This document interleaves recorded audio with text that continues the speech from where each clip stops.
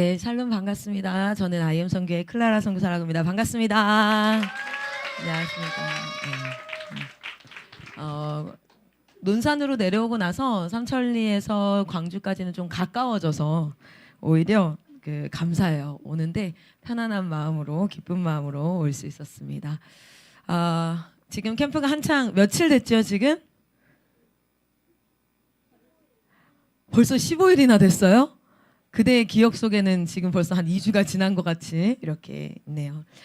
오늘 의자도 다 치우고 이렇게 해서 이런 조금 불편한 의자에 앉았기 때문에 저와 여러분을 위해서 오늘 좀 일찍 끝날 수 있을 것 같아요. 여러분 요즘에 저도 서 있는 게 불편해서 오래 못합니다. 너무 걱정하지 마시고 그렇죠. 박수 쳐도 괜찮아요. 감사하죠. 아니에요. 오늘 여러분과 함께 나누고 싶은 말씀을 나누기 전에 먼저 질문 한번 하면 좋을 것 같아요. 여러분 지금 행복하십니까? 행복하십니까? 얼굴 보면 알 수 있어요. 이제 행복하십니까 할 때 그 상황상 그렇게 해야 될 것 같아서 아멘 하시는 분들은 이렇게 눈은 행복하지 않아요. 눈은 슬퍼요. 그러나 이렇게 입이 행복합니다. 행복합니다. 이렇게 이제 얘기를 하고 또 진짜 행복한 사람은 눈과 귀와 코와 입이 다 행복해요. 정말. 그렇게 할 수 있어요. 자, 옆 사람 얼굴 보고 한번 질문해 보세요. 당신 행복하십니까? 하면 답변을 해주셔야 돼요. 네. 행복하십니까? 그러면 눈이 슬플 수 있어요. 눈이 슬플 수 있어. 혹시나 눈이 슬픈 사람이 있다면 눈이 슬픈 사람이 있다면 오늘 이 예배를 통하여서 하나님께서 주시는 참된 행복을 경험하시기를 소망합니다. 여러분, 우리가 사명 앞에 서는 것이 참으로 중요하죠. 그리고 우리가 하나님 앞에 살아가는 것이 참으로 중요합니다. 그러나 우리가 한번 잘 기억해 보면, 자, 여기 얼음판이 있다고 생각해 보세요. 여기가 강이에요. 강인데 이게 다 얼었어요. 꽝꽝 얼었어요. 저기를 건너가야 돼. 그런데 여기를 건너서 저쪽으로 도착할 수 있는 방법은 이 강을 위를 걸어서 가는 수밖에 없어요. 그런데 이제 얘기하는 거예요. 우리 박태환 목사님 얘기하는 거예요. 야, 이거 꽝꽝 얼었어. 절대 안 깨져. 절대 안 깨져. 그러니까 얘들아 출발해 하고 이제 우리 예복수 팀이 출발을 딱 하는 겁니다.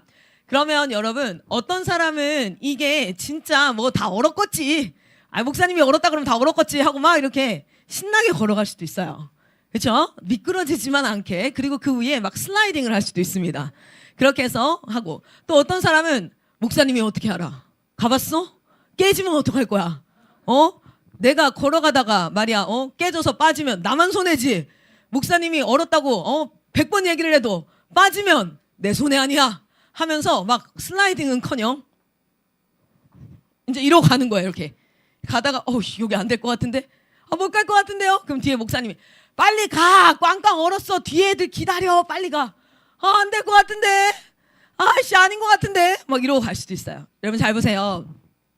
자, 여기 출발을 해서 도착을 하기까지 이게 얼어있는 얼음 빙판, 그 강이 얼어있다 할 때, 그럴 때에도 그 위를 걸어가는 사람은 걸어서 어쨌든 도착은 하겠지만, 걸어가면 도착은 하겠지만, 어떤 사람은 그냥 뭐 신나게 걸어갈 수 있습니다. 뭐 빠지면 빠지는 거 나 모르겠다. 꽝꽝 얼었다 그러는데 빠지면 목사님 그거 죽었지 뭐. 몰라. 이러고 갈 수도 있고, 또 어떤 사람은요, 분명 꽝꽝 얼었다라고 얘기를 했지만 절대 빠지지 않을 거야 라고 했지만 걸어가다 보니까 소리가 나는 거야. 빠지지. 뒤를 돌아보면서 목사님을 원망하는 눈빛으로 이거 보게요. 이거 그리고 막 걸어가는데 저기 있는 여기가 살얼음 같아. 막 이렇게 해서 두려움으로 걸어갈 수도 있어요. 근데 여러분 기억하십시오. 걸어가면 반드시 건너게 되는데 그 사이에 우리가 어떤 사람은 불안하게 걸어갈 수도 있고 어떤 사람은 굉장히 든든하게 그냥 뭐 별 생각 없이 이렇게 걸어갈 수도 있어요. 여러분은 지금 인생을 살고 있습니다. 맞습니까? 어떤 사람은 한 5살, 6살의 인생을 살았고, 또 어떤 사람은 10년 정도 인생을 살았고, 어떤 사람은 20년, 40년, 60년, 80년, 어쨌든 우리는 이 인생이라는 여정을 살아가고 있어요. 그런데 이 인생이라는 여정이 어떻습니까?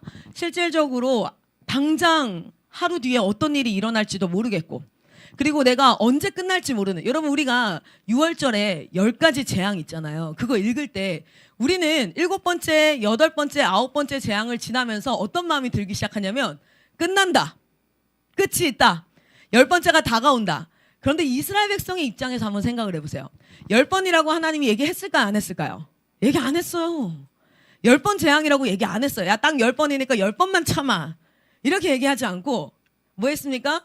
너희는 너희를 내가 인도하여 내어서 사흘길 가서 나를 예배하게 될 거야. 언제? 어떻게? 어디로? 이런 거 하나도 없었어요. 구체적인 거 없고 그냥 내가 너희를 인도해 낼 거야. 그러니까 여러분 7번째가 지나고 8번째가 지나고 9번째가 지날 때 우리처럼 끝난다라는 마음이 들고 이제 다 와가 도착해가 이런 마음이 들었을까? 아니면 언제까지 이런 마음이 들었을까요? 여러분 우리의 인생이 참 신기한 게요. 태어나는 건 순서가 있어도 끝나는 건 순서가 없다라고 얘기하죠. 그래서 언제까지 이 인생이 지속될지도 모르겠고 언제 어떻게 끝날지도 모르겠고 굉장히 막연한 가운데 우리는 인생을 살아가고 있습니다. 그런데 믿는 사람이든 믿지 않는 사람이든 모든 사람들이 뭐 하길 원하냐면요. 행복하길 원해요. 옆 사람한테 한번 물어봅시다. 당신도 행복하길 원하십니까? 아니 행복하길 원하지 않겠어요. 나이가 좀 있으신 분들은 자녀들과 화목하고 대화가 잘 통하고 가정에서 큰 소리 나지 않고 막 이렇게 지내면서 아들 딸들이 참 잘 보필하고 부모님도 잘 이렇게 섬기고 이렇게 하고 우리 친구들도 행복하길 원하죠. 맨날 진짜 막 하기 싫은 것만 맨날 하고 아침부터 일어나서 막 피곤해 죽겠는데 막 이러고 앉아있고 이러고 싶지 않죠. 여러분 모든 사람은 행복을 원합니다. 우리가 이 인생을 살아가면서 하나님께서 우리를 부르신 이유는 고난과 고생과 힘들게 하려고 우리를 부르신 것이 아니라 하나님은 진정한 행복을 위하여서 우리를 부르셨습니다. 신명기에는 어떤 말씀이 있냐면요. 내가 너희한테 말씀을 줄게 라고 얘기하세요. 율례와 규례를 줄게. 그런데 그 앞에 뭐라고 붙냐면 너희의 행복을 위해서라고 표현하고 있어요. 직접적으로 하나님이 우리의 행복을 위해서라고 표현하고 있습니다. 자, 우리 한번 선포해 봅시다. 하나님은 우리를 행복하게 하기 위하여서 부르셨습니다. 자, 그럼 질문해 볼게요. 여러분 어떤 상태가 행복한 상태입니까? 여러분 언제 행복하세요? 어떤 게 행복일까요? 라면 먹을 때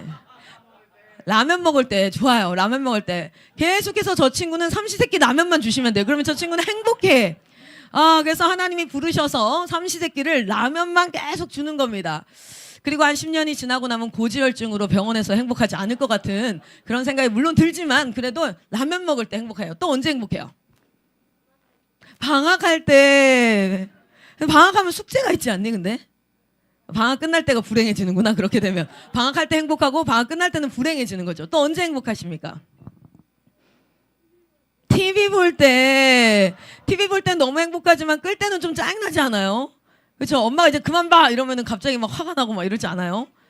야식 먹을 때 저 둘이 닮은 거 보니까 집에서 야식 먹으면서 TV 보면 둘 다 진짜 행복하겠다. 집에서 야식 먹으면서 이렇게 TV 보면 둘 다 행복하고 가정이 화목할 것 같은 느낌이 드네요. 그렇죠?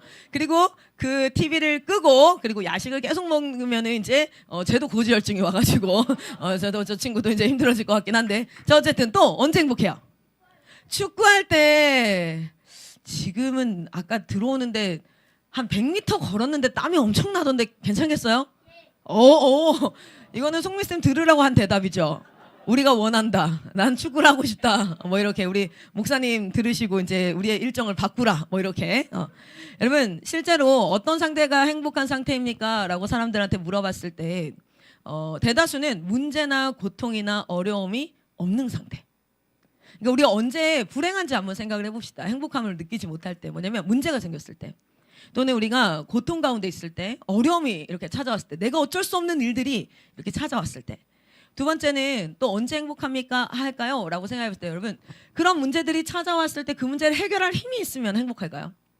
그렇지 않을까요? 그 문제가 찾아왔는데 내가 충분히 해결할 수 있어. 어려움이 찾아와서 충분히 해결할 수 있어. 뭐 이런 거 걱정할 필요 없어. 그리고 내가 이 모든 상황들을 통제하고 결정하고 이렇게 다 할 수 있을 때 실제로 우리 그 서울대학교 심리학 박사팀에서 연구를 했어요. 어떤 상태가 행복한 상태일까? 사람들은 어떤 상태가 행복한 상태일까? 라고 얘기했을 때 이런 세 가지 답변이 나왔다고 합니다. 하나는 문제나 고통이나 어려움이 없는 상태. 두 번째는 문제나 고통이나 어려움이 있더라도 그것을 해결할 수 있다면 사람은 행복하게 느낄 수 있다. 그리고 세 번째는 모든 상황을 자기가 통제해서 자기가 원하는 대로 할 수 있다라는, 굳이 하지 않더라도 원하는 대로 할 수 있다. 여러분 그건 무슨 뜻이냐면, 여러분 금식을 시작하면 평상시에는 한 끼 굶는 거 잘 하거든요. 그냥 시간 몰랐어요. 몰랐네. 근데 점심을 잘 굶을 수 있어요. 그런데 금식을 한다고 하면요, 식사 시작 시간부터 어떻게 됩니까? 배가 고프기 시작해요. 내가 어쩔 수 없는 상황, 통제받고 있다는 상황이 되면 고통스럽게 시작합니다. 그런 것처럼 내가 여기 안에 있는 거는 아무 문제가 없어요. 근데 내가 넌 나갈 수 없어 라고 통제가 되어지는 순간 뭐가 되는 거예요? 답답함이 찾아오기 시작한다는 거야. 어린아이들은요, 좁은 공간에 들어가는 걸 되게 좋아해요. 깜깜한 좁은 공간에 이렇게 요만한 문이 있는데 여기 딱 들어가는 거 좋아해요. 그런데 거기서 자기가 나올 수 없이 갇혔다라는 걸 깨닫는 순간 사람은 뭘 느껴요? 공포감을 느낀다는 거야. 그런 것처럼 자기가 통제할 수 없을 때 어려움을 느낀대요. 자, 여러분 실제로 그 서울대 심리학 박사팀이 연구했던 것처럼 실제 아무런 어려움이 없으면 다 행복하고, 또는 그 어려움을 해결할 수 있는 힘이 있으면 행복하고, 그리고 내가 모든 상황을 통제할 수 있다라고 하면 행복할까? 그런데 그 심리학팀도 결국에는 뭐라고 얘기했습니까? 그것은 행복의 조건이 될 수 없다라고 했어요. 그럼 여러분 궁금하지 않으세요? 어떤 게 행복의 상태일까? 어떤 게 행복의 상태일까? 그러면서 심리학팀이 굉장히 유명한 연구를 시작해요. 그거는 서울대 심리학팀만 시작한 게 아니라 실제로 하버드 졸업생들과 하버드 대학원에 있는 심리학팀이랑 해서 전 세계의 유수한 대학의 심리학팀이 함께 연합을 해서 그것을 시작합니다. 그것이 무엇이었냐면, 지금 우리는 어떤 세상을 살아가고 있나 우리의 실존에 대해서 파악하는 것이었어요. 우리 가능하면 혹시 칠판 한 번만 가져다 주시면요, 여러분 우리가 지금 이 성경 안에서 그냥 신앙생활하는 건 우리가 그냥 고통 속에서 열심히 지켜야 될 것들이 많고 통제돼야 될 것들이 많고 이런 것이 아니라, 실질적으로는 우리는 이 안에서 참된 행복을 누리기 위해서 하나님 앞에 부름받았다는 겁니다. 할렐루야. 자, 봅시다. 감사합니다. 네. 지금 우리의 영적 상태를 나타내주는 굉장히 큰 예화 중에 하나가 뭐냐면, 여러분 성경이 우리에게 답을 제시하고 있죠. 할렐루야. Jesus is the answer. 그리고 the Bible is the answer. 그래서 성경은 우리에게 항상 모든 문제에 답을 해결해줘요. 답을 제시해줍니다. 이 성경에서 우리의 구원에 대한 이야기를 나누는 하나의 굉장히 큰 예화가 하나 나오는데, 그건 무엇이냐면 출애굽입니다. 출애굽 처음에 어떤 상태였죠? 이들은 노예 상태였어요. 노예 상태에서 출애굽하고 나서 그 다음 어디로 가요? 알아요? 어디로 가요? 광야로 갑니다. 그렇죠? 광야로 가고 나서 그 광야를 통과하고 나서 어디로 가죠? 약속한 땅, 약속된 땅 가나안으로. 그렇죠? 가나안에서 이제 안식을 누린다라고 얘기해요. 그래서 많은 우리 믿음의 선배들과 성경은 우리의 구원의 여정, 우리의 한 개인의 구원의 여정, 그리고 이 땅의 구원의 여정을 가장 큰 예시로 나타내는 게 뭐냐면 출애굽 사건이에요. 그래서 원래 우리의 상태가 어땠다고요? 노예의 상태였다. 노예라는 건 무슨 뜻일까요? 노예라는 건 누군가가 명령한다는 겁니다. 그럼 누군가가 명령을 하면 거기에 대해서 뭐 해야 된다는 거예요? 반드시 그것을 지켜야 하는 의무와 책무가 있는 상태예요. 그래서 누군가가 명령하고 그것을 시키는 대로 해야만 하는 상태인데, 이 노예 상태에서 우리를 뭘 했다는 거예요? 출애굽시킨다는 거예요. 그건 무슨 뜻이냐면 자유인으로 만든다는 겁니다. 자유인으로. 할렐루야. 자, 봅시다. 그러면 누군가가 명령을 하고 우리는 복종하는데, 누가 명령을 할까요? 당시에는 누가 명령을 하죠? 세상의 왕, 그 나라의 왕이었던 누가 명령을 할까요? 바로가 명령을 해요. 그 당시에 왕이 명령을 하는 거예요. 자, 그런데 우리를 자유인으로 출애굽을 시켰어요. 자, 출애굽을 시키고 나면 이제 봐봐요. 우리는 아예 주인이 없는 상태. 그러니까 나에게 명령하는 사람이 없는 상태를 위해서 우리를 출애굽했을까요? 아닐까요? 아니라는 거예요. 여러분, 그냥 아무런 주인이 없는 상태, 내 마음대로 해도 되는 상태, 이 상태를 위해서 우리를 출애굽한 게 아니라는 거예요. 네, 자, 우리가 아까 제가 처음 했던 질문에 있어서 행복한 삶, 그리고 행복이란 무엇인가를 계속 생각하면서 이 얘기를 들어보세요. 자, 그러면 노예로 왕이 명령하는 것을 복종하면서 하루 종일 벽돌 만들고 이런 것들이 너무 힘들어. 그렇게 너무 힘드니까 하나님이, 야, 너네 너무 불쌍하다. 내가 너희를 해방시켜 줄게. 라고 하기 위한 이 목적을 위해서 여기까지를 위해서 하나님이 우리를 부르신 것이 아니라는 거예요. 그러나 첫 번째 단계는 뭐가 필요합니까? 명령하는 그 왕으로부터 자유인으로 뭐 하는 겁니까? 우리를 출애굽시키는 거예요. 여러분이 무엇으로부터 출애굽돼야 됩니까? 여러분이 여러분의 삶 가운데 여러분에게 명령하는 것이 있어요. 여러분의 명령하는 것, 그리고 그것을 어쩔 수 없이 하는 것이 있습니다. 그것을 뭐라고 얘기하냐면 오랫동안 반복해왔던 습관적 삶이라는 거예요. 습관적 삶. 습관적 삶 따라합니다. 습관적 삶.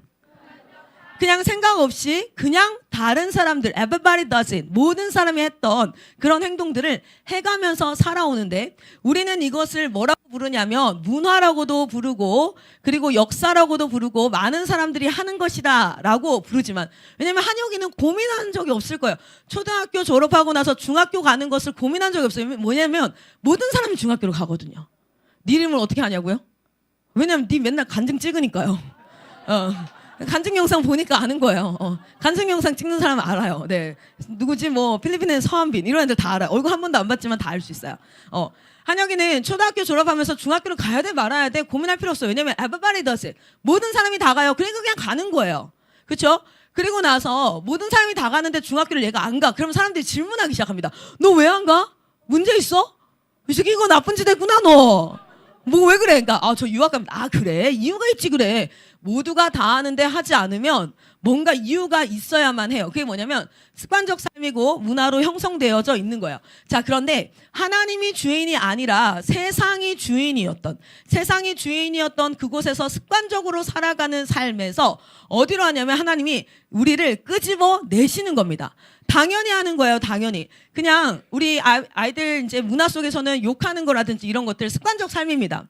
그냥 당연히 하던 것들, 그런 것들 안에서 하나님께서 우리를 끄집어내세요. 그런데 그 끄집어내는 거는 이제 너는 왕 없이 주인 없이 네가 주인 돼서 마음껏 살아라 이런 것이 아니라 이 자유인의 상태에서 누가 새로운 왕이 우리에게 뭐가 되는 겁니까? 주인이 되어지는 과정. 그것이 바로 그리스도인의 삶인 줄 믿습니다. 여러분, 이 예복소 캠프 가운데 우리 어른분들은 이것들을 정말 집중적으로 기도해 주시고 여러분의 삶에도요 계속해서 면밀하게 성령의 조명하심으로 지금 내 삶의 왕이 누구인가? 오늘도 제가 이 자리에 내려오면서 그런 고민을 했어요. 왜냐하면 실제 제가 이번 여름 사역을 다니면서도 정말 둘 중에 하나지 않겠습니까? 모든 사람은 뭡니까? 세상의 공중권세 잡은 자가 왕이든지 아니면은 하나님이 왕이든지 그냥 둘 중에 하나예요. 중간도 없습니다. 왕이 없는 사람도 없습니다. 그냥 둘 중에 하나입니다. 할렐루야.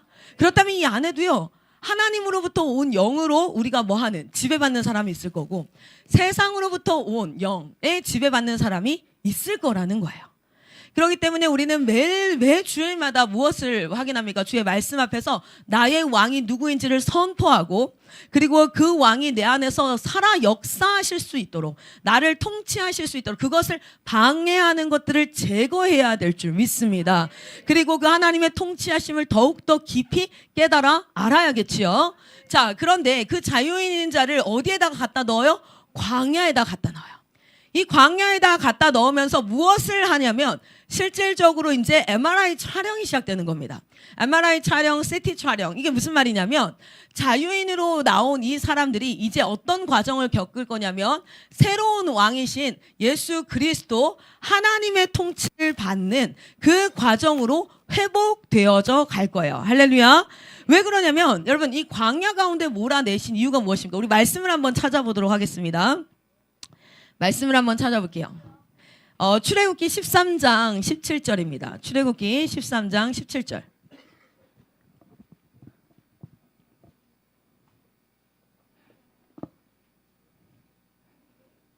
출애굽기 13장 17절 같이 한번 읽어보겠습니다. 자, 출애굽기 13장 17절. 네, 같이 한번 읽겠습니다. 출애굽기 13장 17절 있습니다. 시작. 바로가 백성을 보낸 후에 블레셋 사람의 땅의 길은 가까울지라도 하나님이 그들을 그 길로 인도하지 아니하셨으니 이는 하나님이 말씀하시기를 이 백성이 전쟁을 하게 되면 마음을 돌이켜 애굽으로 돌아갈까 하셨음이라. 아멘. 여러분, 여기를 무엇이라고 얘기하냐면 구원의 시작입니다. 구원의 시작. 그리고 광야는 무엇입니까? 구원의 과정입니다. 그리고 가나안은 구원의 성취입니다. 구원의 성취. 이렇게 표현해 볼 수 있어요. 여러분 실제 이거 지금 방송에 나왔죠. 아토피 신약 개발됐어요. 이건 제가 예화 드는 게 아니라 실제로 신약이 개발됐어요. 주사기로 이렇게 맞으면, 근데 아직 보험이 안 돼서 엄청 비싸긴 한데 신약이 누군가 딱 개발을 했어. 여러분 그러면은 이제 아토피는 치유가 될까요, 안 될까요? 됩니다. 그런데 제가 지금 아토피가 있어요. 그렇죠? 신약이 개발됐으면 뭐가 된 거예요? 와, 치료법이 완성됐다 이렇게 얘기해요. 치료법이 완성됐다. 치료법이 개발됐다. 자, 그런데 내가 아토피 있는 사람이 그 치료가 내가 다 나았다라고 표현하진 않죠. 왜일까요? 이 주사를 뭐 해야 돼요? 맞아서 내가 한 달에 걸쳐서 6개월에 걸쳐서 정기적으로 치료를 받아서 실제 내 몸에 아토피가 사라지고 돼야지 내가 뭐가 된 거예요? 치료가 됐다라고 표현하는 거죠. 여러분 예수 그리스도의 십자가의 구원의 완성, 그것은 마치 신약이 개발된 것처럼 우리는 구원할 길이 열린 겁니다. 할렐루야. 그런데 그 구원이 완성된 게 나에게 뭐 되어져서? 적용되어져서. 그 적용되어져서 내가 온전히 하나님 앞에 회복되어지는 여정은 여전히 남아있는 거예요. 그래서 구원은 이미 완성되었지만 또 완성되어져 가고 있고, 우리가 뭡니까? 예수 그리스도가 왕으로 임하셨을 때 구원이 완전히 성취된다라고 얘기하는 건 구원이 불완전한 게 아니라 개발된 신약이 나에게로 와서 내가 그것을 맞고 치료를 받아서 내가 병에서 나음을 입는 것까지는 it takes time. 옆 사람한테 얘기합시다. it takes time. 시간이 걸려요. 자, 그래서 여기서 구원이 시작됐습니다. 그 시작된 구원이 이제 뭐합니까? 적용되어지고 구원이 여기 우리 삶 가운데 회복으로 이루어져서 구원이 성취되는 것까지. 그래서 구원을 세 단계로 나누어서 이야기를 하고 있지요. 자, 그런데 잘 보세요. 출애굽기 13장은 어디냐면요. 6월절이 딱 끝났어요. 그리고 홍해를 건너온 다음이 출애굽기 13장입니다. 아, 홍해를 건너기 전이구나. 죄송해요. 홍해를 건너기 전에. 그런데 어쨌든 이스라엘 백성들이 어디로? 애굽에서 나왔어요. 이제 어디로 가야 되냐면 약속하신 땅 가나안 땅으로 가면 돼요. 자, 출애굽을 했기 때문에 어디로 가면 되냐면 가나안으로 가면 돼요.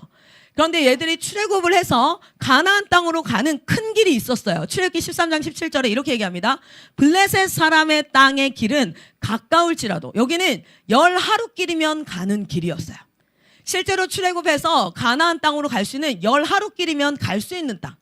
왜 그러냐면 당시에 가장 큰 강대국은 블레셋이었습니다. 블레셋과 애굽은요, 두 강대국이었어요. 강대국이라는 건 당시에 무슨 뜻이냐면 전쟁을 잘한다는 거야. 전쟁을 해서 잘 싸워서 이긴다는 건데, 전쟁을 하기 전에 생각을 해봐요. 자, 여기에서부터 삼천리까지 가서 삼천리에서 전쟁을 해서 내가 싸워서 이겨야 돼. 그러면 삼천리에 있는 사람은 어때요? 뭐합니까? 기다리고 있는 거지. 쉬면서. 그러면 광주에 있는 팀은 어때요? 삼천리까지 이 떼양볕에 걸어서 올라가야 돼. 그러면 이미 체력이 떨어지잖아요. 강대국은 당시에 어떤 그게 있냐면, 첫 번째는 진짜 싸움을 잘해야 돼요. 그리고 무기가 좋아야 돼. 그런데 이것만큼이나 굉장히 중요한 실력이 뭐였냐면 길을 잘 알아야 돼요. 똑같은 길인데 광주에서 우리 삼천리까지 국도를 타고 가면요 엄청 오래 걸려요.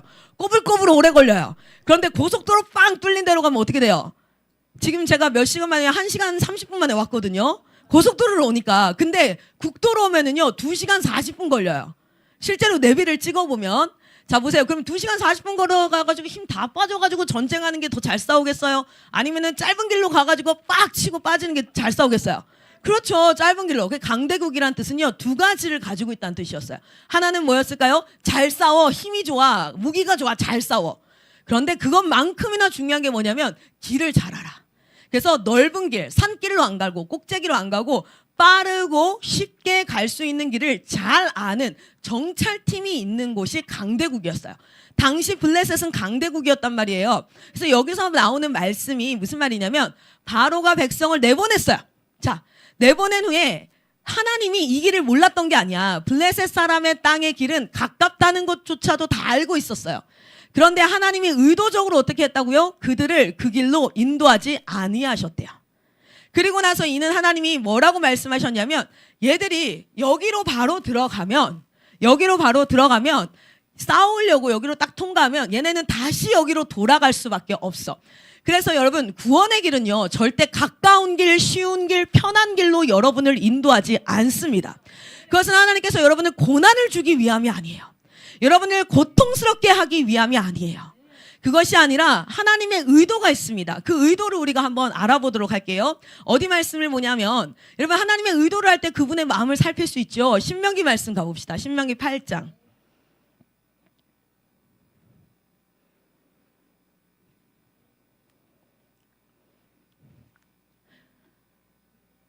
신명기 8장 2절에서 3절입니다. 신명기 8장 2절에서 3절. 저는 17살에 처음 교회를 다녔고 그때 창세기를 못 찾았어요. 예레미야는 제일 어렵더라고요. 뭐 이런 거 있잖아요. 잘 모르겠는 것 중에 하나가 예레미야 애가 너무 어려웠어요. 그래서 기다려주는 게 참 고마웠었거든요. 오늘도 조금만 기다려서 갑시다. 신명기 8장입니다. 근데 여긴 되게 빠르네요. 진짜. 네. 신명기 8장 2절에서 3절 같이 한번 읽어보겠습니다. 2절에서 3절 같이 읽습니다. 시작. 내 하나님 여호와께서 이 40년 동안에 내게 광야길을 걷게 하신 것을 기억하라. 이는 너를 낮추시며 너를 시험하사 내 마음이 어떠한지 그 명령을 지키는지 지키지 않는지 알려 하심이라.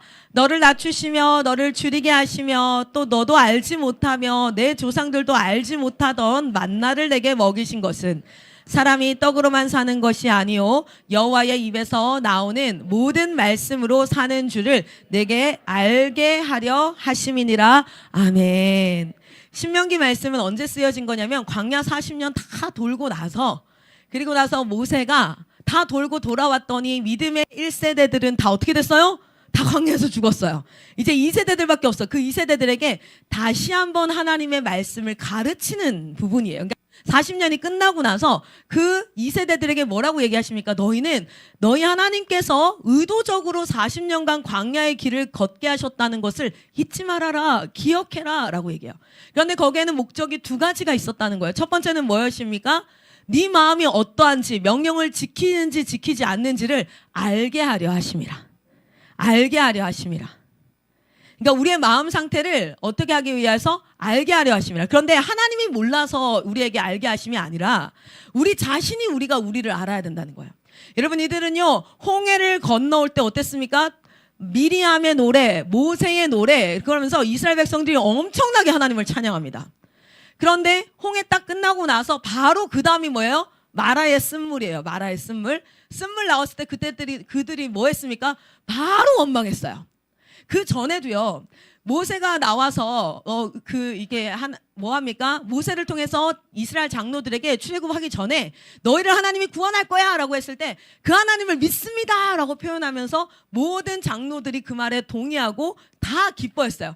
그리고 나서 즉각 뭐 했습니까? 바로가 너희가 몸이 편하니까 그렇구나. 지금부터는 내가 재료를 주지 않고 벽돌을 만들게 할 거야 라고 얘기했더니 당장 뭐라고 모세 때려 죽이자.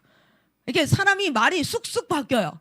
그러니까 하나님께서 광야에 우리를 밀어 넣으신 이유는 자유인 된 우리에게 이제 왕된 하나님을 찬양해야 되는데, 왕된 하나님의 통치를 받아야 되는데, 그런데 우리는 다 이렇게 얘기한다는 거예요. 나 하나님 통치 받죠. 나 하나님 믿죠. 교회 나와서 집사님, 장로님, 그리고 예수 믿는다는 모든 사람들에게 물어보면 그럼요, 난 하나님 믿죠. Of course, I trust who is God. 난 하나님이 누구인지를 믿죠. 하나님을 신뢰하죠. 죽을 때까지 하나님을 따를 거예요 라고 얘기하지만 하나님이 뭐 하는 것? 그 사람에게 알게 하시려고. 첫 번째는 무엇하게 하십니까? 너 자신을 알라라는 소크라테스 말처럼 뭐냐면 우리의 진짜 현실을 알게 하십니다. 할렐루야. 그래서 약속의 땅으로 바로 우리를 넣으신 게 아니라 이제 뭐 하기 시작하냐면 치료 과정이, 아까 개발된 신약이 내가 아토피에 걸렸어. 그럼 이제 이게 치료가 돼서 내가 완치가 돼야 되잖아요. 그래야지 뭐 할 수 있습니까? 건강하게 뭐 할 수 있어요? 신나게 먹고 싶은 거 먹으면서 우리가 해야 될 일들을 해가면서 그렇게 살 수 있잖아요. 아프니까. 자, 우리가 예수 그리스도로 말미암아 완성된 그 구원이 우리의 삶 가운데 완전히 적용되어져서 우리가 완치가 되어지는 것, 회복되어지는 것. 할렐루야. 여러분 참된 행복은 어디에 있습니까? 참된 행복은 어려움이 없는 게 아니에요. 여러분 잘 보세요. 모든 인간은 지금 어디를 살아가고 있습니까? 광야를 살아가고 있어요. 지금 이 시대는 어떤 시대냐면 하나님도 통치하지만 사단도 통치하는 시대예요. 그래서 사도 바울조차도 뭐라고 얘기했습니까? 내 안에는 두 가지 법이 있다. 그래서 내 마음은 뭡니까? The spirit is willing. 내 마음은 하나님을 너무 원하지만 the flesh is weak. 뭐라 그래요? 내 육체는 너무 약해서 내가 혼자 두면 예배 때는 막 말씀 읽고 기도하고 하나님 앞에 순종하는 것 같다가 집으로 돌아가면 여러분 여러분의 진짜 신앙은 어디에서 드러납니까? 집에 우리 엄마 아빠한테, 내 아내한테, 내 남편한테, 내 자녀한테. 여러분 제가 여기 마이크 잡고 있을 때 클라라 선교사지 어린 9살, 6살, 4살짜리 애들 앞에 있을 때는 어제 밤에도 앉아 이씨 TV 차 말로 표현하지 않았지만 내 모든 감정과 여러분 그렇게 컸어요. 알아요? 그렇게 컸어. 어제 밤에도 이제 저녁을 안 먹었어요. 그래서 분명히 얘기했죠. 너 지금 안 먹으면 나중에 못 먹어. 알겠어? 지금 먹어? 안 먹어도 된대요. 배부르대요. 지금 안 먹으면 못 먹어. 엄마 3번 얘기했어. 알겠어? 네? 이렇게 얘기하는 거야. 그래서 이제 자려고 9시 반에 다 누웠어요. 자 이제 우리 잡니다. 첫째 기도해요. 그럼 첫째가 막 굉장히 형식적으로 기도합니다. 예수님을 안 만났기 때문에 아주 형식적으로 기도해요. 하나님 감사합니다. 오늘도 필승이 필리핀 성도 잘 잘 수 있도록 도와주세요. 예수님 자는 걸 왜 도와줘야 되니? 그거 왜 기도하니? 막 이런 말 하고 싶지만 아직 하나님 안 만났으니까. 그럼 이제 기도해. 그럼 자 둘째 기도하세요. 그럼 얘는 이제 뭐 막 장난쳐요. 알라라라야. 그게 뭐야? 방언이래요. 알라라 막 이래. 됐어 임마. 그러면 이제 얘가 이래요. 아 예수님의 이름으로 기도합니다. 아멘. 이제 내 셋째가 딱 누웠는데 갑자기 엄마 이러면서 왜인가? 배고파요. 내가 아까 분명히 얘기했지. 그러면서 이제 첫째 둘째가 긴장하기 시작해요. 야 이제 엄마 열받았다. 목소리에 힘이 들어갔다. 그럼 이제 첫째 둘째는 슬그머니 이렇게 있다가 돌아 눕습니다. 그리고 나서 이제 저는 이제 앉죠. 야 엄마 아까 분명히 얘기했지. 배고파요. 엄마가 밥상 그거 하면 이제 못 먹는 거야. 무슨 말 알겠어? 아 조용히 하네. 마이크 잡았을 때는 클라라 선교사지만 사실은 내 신앙은 어디에서 드러나요? 그 자리에서 드러난다는 걸 알아요. 여러분 그 자리에서 그 아이를 양육하고 가르치는 그 자리에서 하나님께서 왜 우리를 현장으로 갖다 넣습니까? MRI 촬영하려고요. CT 촬영하려고요. 우리의 진짜를 보여주시려고요. 하나님은 알고 계세요. 우리의 진짜를. 그런데 여러분 알죠? 애가 배가 고프다 할 걸 나는 알잖아요. 그런데 지는 진짜 모른다니까요. 그 내가 분명 예언을 해줘요. 너 나중에 배고플 거야. 먹게 될 거야. 그리고 엄마한테 혼날 거야. 그리고 넌 오늘 못 먹어. 내일 아침에 먹어야 돼. 밥은 채려졌을 때 먹는 거야. 무슨 말인지 알겠어? 왜요? 왜요? 없어. 그냥 그런 거야. 이제 막 그렇게 얘기해. 나는 알아. 그래서 예언을 하는데 얘는 절대 안 들어요. 자기 절대 배 안 고플 거래요. 자기 배 안 먹을 거래요. 지금 배부르대요. 배가 아파요. 막 심지어 이렇게 얘기한다고. 그런데 아까 어떻게 2시간도 못 지나서 나의 예언은 맞아버렸어요. 예언이 성취가 돼버렸어요. 뭐요? 이놈의 새끼야. 나 분명 엄마 얘기했지? 그러면 이제 첫째, 둘째는 경험상 이제 돌아 눕고 이제 잡니다. 그러고 잠드는 거예요.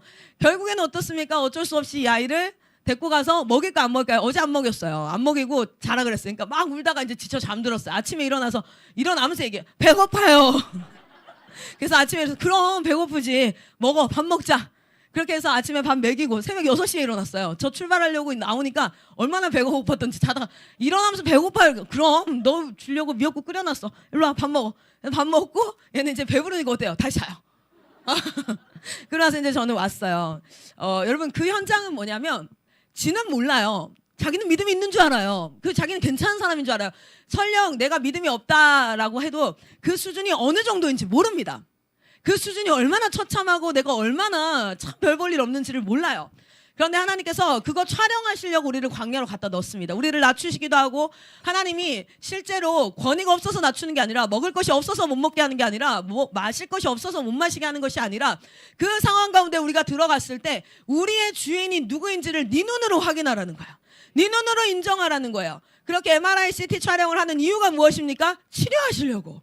회복하시려고, 깨닫게 하시려고. 할렐루야. 여러분 잘 보십시오. 제가 영상 하나만 틀어주세요. 제가 아까 보냈던 거 쇼츠 영상을 하나 보여드릴게요. 네네, 이렇게 하면은 그래도 좀 보이겠죠? 네, 이쪽 분들도 보이시나요? 여기 보이니까 괜찮죠? 영상 하나만 준비해 주세요. 요즘에 실제로 이제 육아 영상 중에 여러 가지 영상들이 있는데 잘 삐지는 거 말고 그 전 거요. 제일 처음에 제가 이렇게 학습 효과는 언제가 최대일까라는 게 있죠. 거기 한번 보세요. 맞습니다. 한번 볼까요? 쇼츠라서 짧아요. 1분도 안 돼요. 실수하면 기분이 안 좋잖아요. 이제 아이들이 이를테면 대소변 훈련부터 시작해서 인생에서 자기 통제가 시작됩니다. 그다음에 걷기, 뛰기, 뭘 배우기들을 하는데 다 초반에는 실수를 합니다. 근데 부모님들이 이걸 되게 안타까워하세요. 연구를 해보니까 딱 뭔가 실패나 실수를 해갖고 기분이 나쁘면 스트레스 호르몬이 쫙 올라갑니다. 근데 이게 가라앉을 때, 조금 가라앉았을 때 학습이 제일 잘 이루어져요. 실수를 안 하면 배우고자 하는 동기가 별로 안 생깁니다. 이러면 애들이 상처받지 않아? 이런 말씀을 많이 하시더라고요. 근데 실수하지 않으면 배울 수 없고 배우는 기회를 회피하게 돼요. 그래서 그냥 많이 해보고 얘가 잘했다 못했다 하지 말고 그냥 실수는 굳이 실수라고 얘기할 필요 없거든요.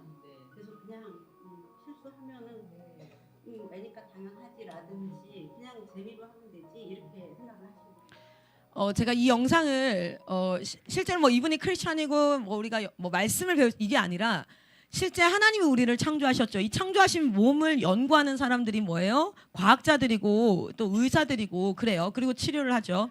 그런데 실제 뭐가 발견됐냐면 자기가 어떤 일들을 배워가거나 새롭게 해갈 때 실패하지 않으면 실패한 그 직후에 실패해서 정말 너무 나의 실패감과 좌절감이 가장 극도로 달하고 그리고 난 그 다음이 학습 효과가 가장 최고래요.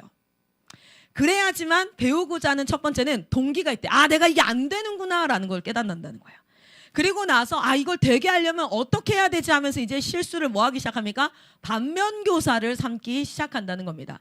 그래서 교사나 또는 부모가 해야 될 굉장히 중요한 역할은 실수를 미연에 방지할 수 있게 다 손과 발이 돼서 해주는 게 아니라 미리 예상하고 이렇게 얘기해 주는 것이 아니라 예상을 해서 말을 해주지만 그게 1차지만 그걸 안 들을 거라는 걸 알라는 거예요.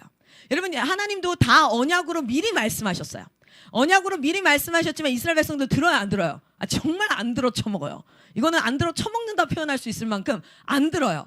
그런데 실제로 그것을 안 듣죠. 그런데 그 안 들음으로 인하여서 뭐가 됩니까? 어제 저녁에 한 친구가 분명 저녁에 밥 먹으란다 그걸 안 들었어요. 어머니께서 예언하셨잖아요. 그런데 안 들었단 말이에요. 그리고 나서 뭐 합니까? 경험을 해봐야 됩니다. 내가 이 말을 듣지 않으면 배가 고픈 상태로 밤에 자야 되는구나. 또 한 번 꾸사리 듣고 혼나야 되는 거구나.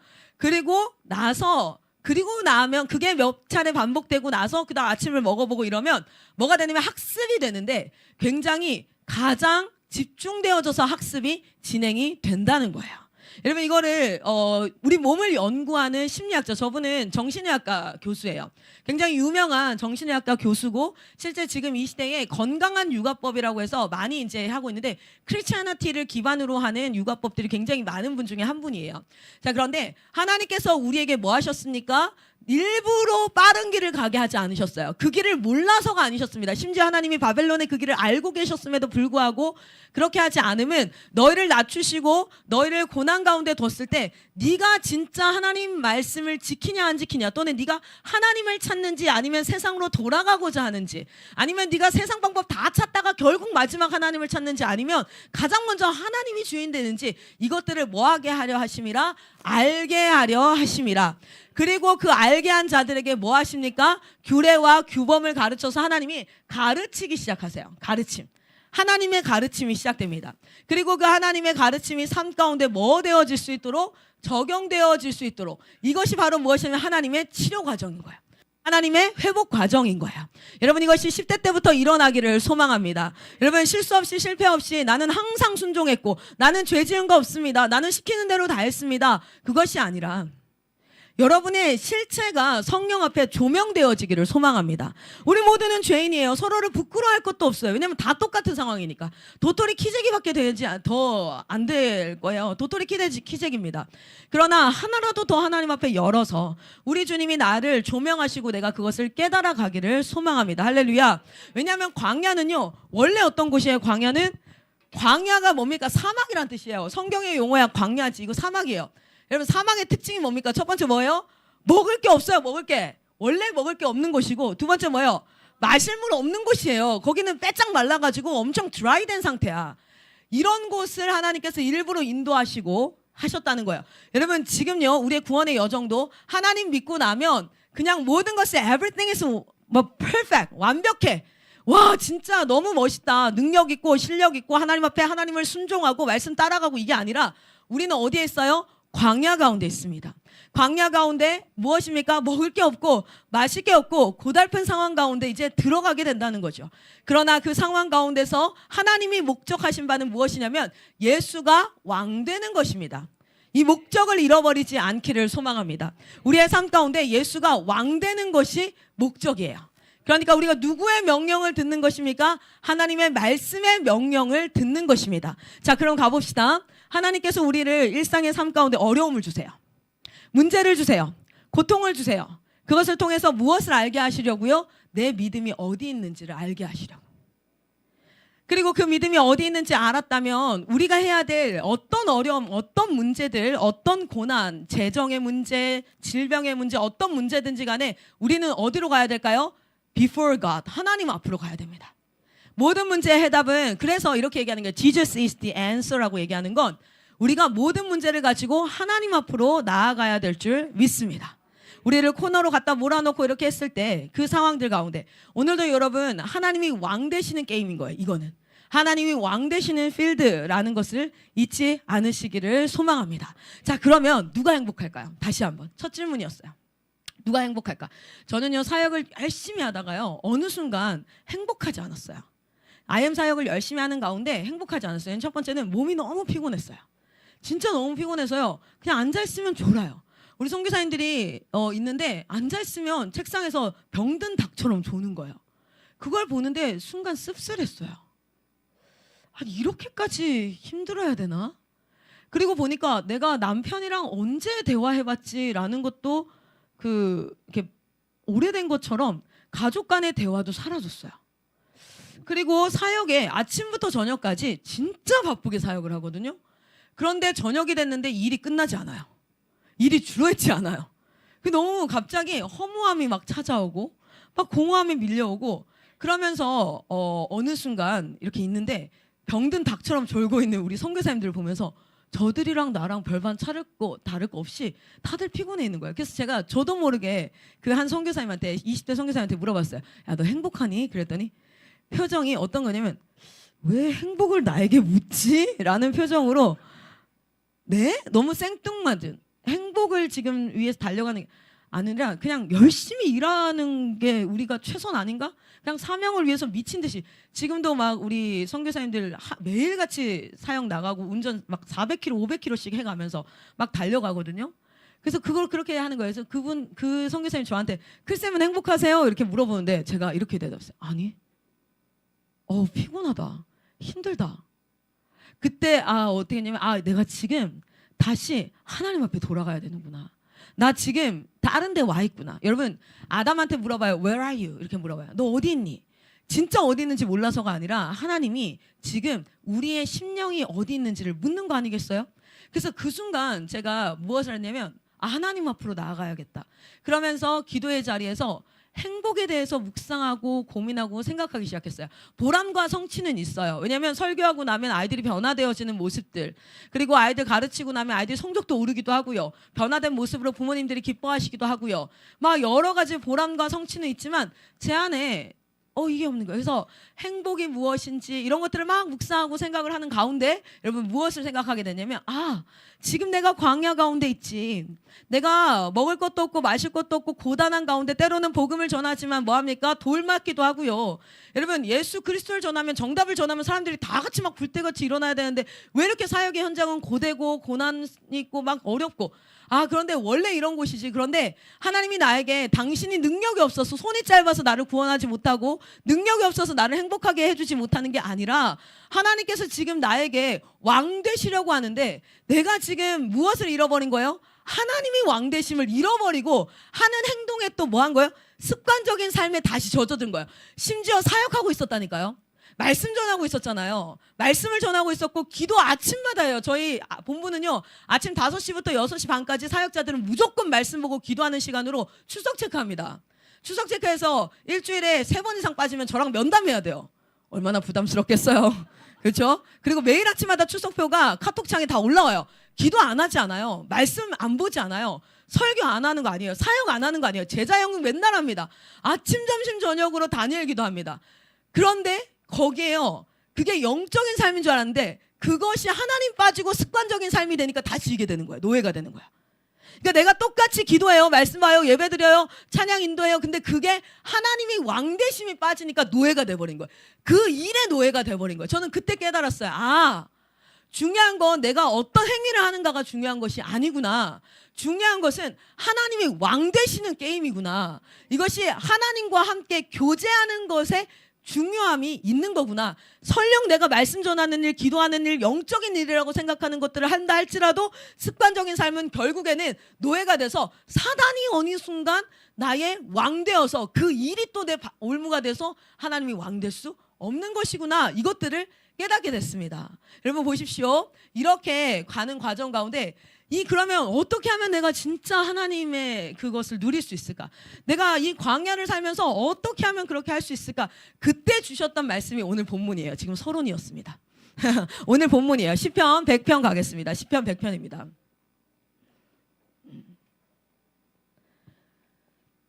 우리 주님은 그냥 네가 알아서 해라.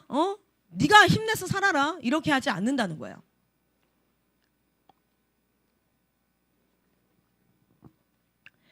그때쯤 말씀을 쭉 읽어가는 가운데 하나님이 주셨던 말씀이 시편 100편 4절 말씀이었습니다. 그리고 여러분과도 이것을 누리기를 소망합니다. 여러분의 삶 가운데 우리가 신앙생활 가운데 매너리즘이 찾아옵니다. 신앙생활 가운데 하나님의 왕되심이 아니라 삶 자체가 우리를 이끌어 가기도 합니다. 그래서 오히려 그 신앙생활의 삶의 노예가 되어져서 살아가기도 한다는 거예요. 자, 여러분 시편 100편 4절 말씀 같이 한번 읽어보도록 하겠습니다. 시작.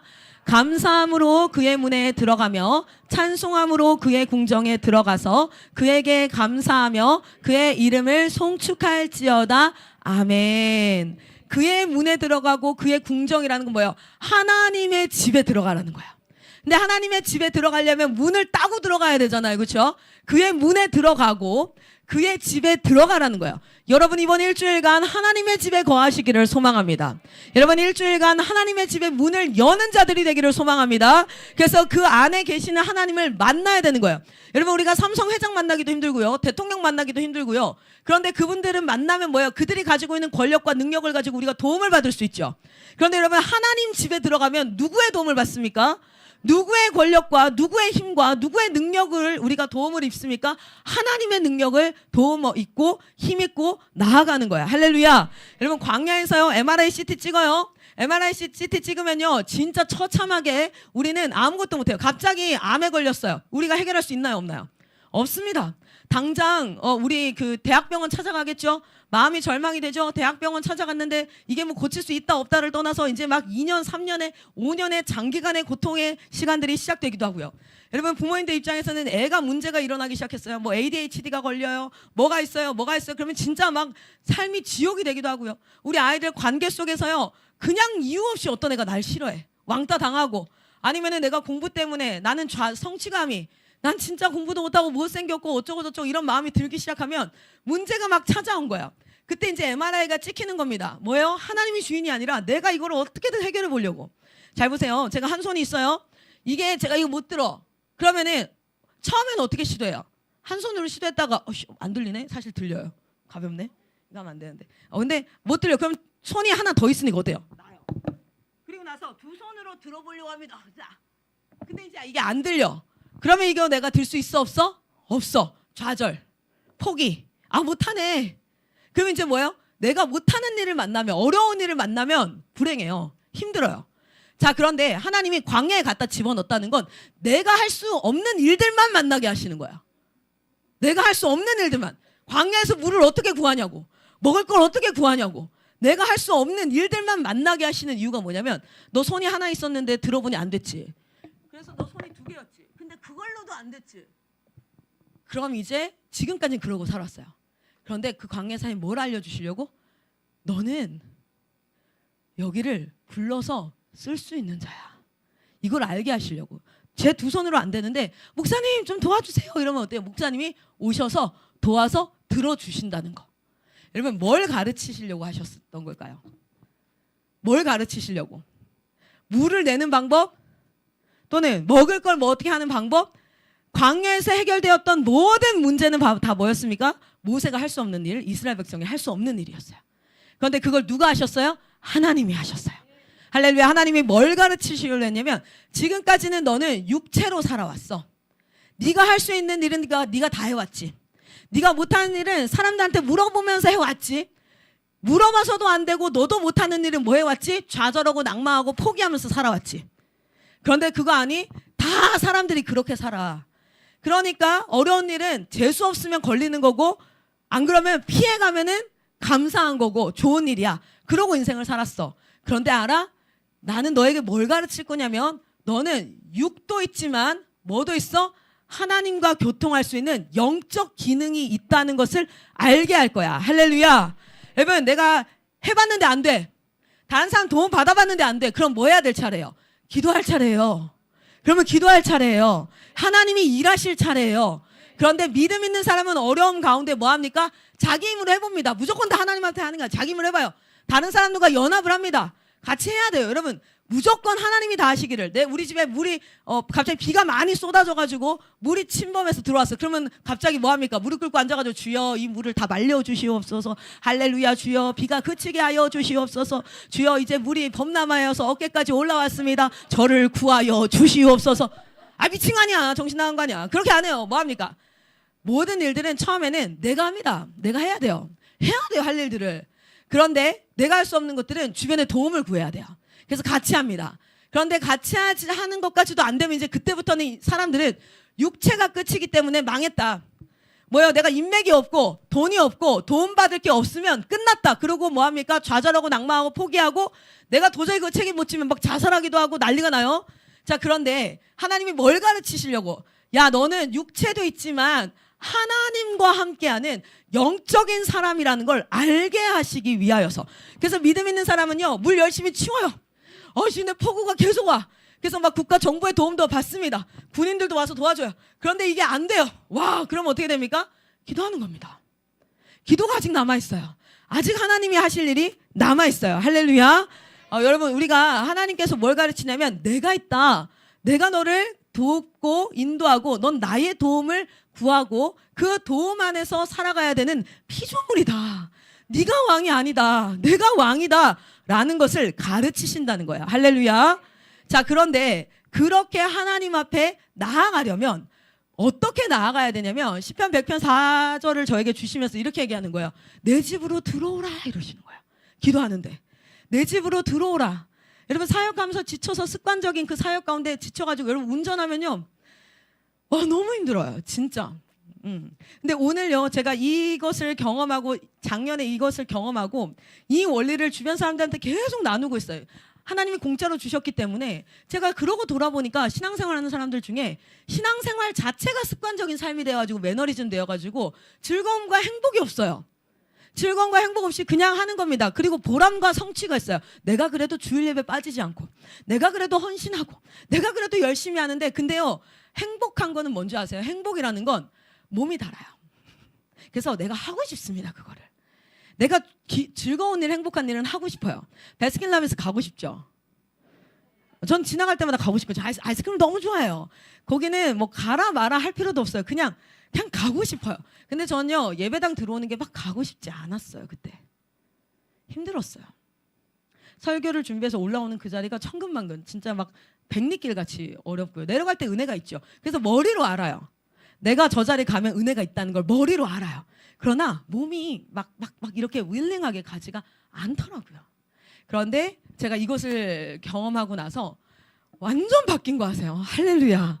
여러분 진짜 완전 바뀌었어요. 오늘 내려오는 차에서도요. 물론 졸았습니다. 아침에 졸았어요. 왜냐면 어제 밤에 늦게 잤고 오늘 아침에 일찍 일어나서 조는데도 뭐 하냐면 찬양이 나오는 거예요. 새 노래로 찬양하면서 오늘 광주 한마음교회에 내가 이 영적 비밀을 전하고 그 비밀을 통해서 한 명이라도 영적 매너리즘에서 행복을 경험할 수 있다면 우리 하나님이 얼마나 기뻐하실까? 우리 하나님이 얼마나 좋아하실까? 혹시 그게 송미쌤이라면, 혹시 그게 또 뭐 누굴까? 한혁이라면, 이름 아는 사람이 별로 없어 죄송해요. 그렇다면 오늘 한혁이 은혜 받았네요. 할렐루야. 그래서 여러분 뭐 하냐면 하나님이 기도하는 이러는 거예요. 내 집으로 들어오라 이런. 일단 내 집으로 들어오라. 자, 그런데 그 집으로 들어가는 방법이 무엇이었습니까? 하나는 무엇인가? 하나님의 집에 문을 여는 방법은 무엇입니까? 따라합니다. 감사. 여러분 말씀 한번 보세요. 100편 4절에 이렇게 나옵니다. 감사함으로 그의 문에 들어간대요. 여러분 감사가 하나님의 집에 문 따는 거예요. 할렐루야. 여러분 감사함으로 그 집에 들어가고 그 문을 열고 그리고 나서 그 궁정 안으로, 그 하나님의 건물 안으로 들어가는 건 무엇입니까? 찬송함으로. 할렐루야. 찬송함으로 들어가는 거예요. 우리가 이 광야를 사는 동안에 MRI도 찍고 병원 세럼 얼마나 힘들겠어요. 가르침도 있고 적용하고 또 아까 보셨죠. 실패하고 다시 일어나고 그리고 나서 지나고 나면 은혜지만 그거 지나는 동안 어때요? 고통스러워요. 힘들어요. 여러분 훈련도요, 예복소도요 3주 동안 지나고 나면요 막 서로 울면서 집에 가기 싫다고 막 이러지만 사실 3주 동안 어땠어요?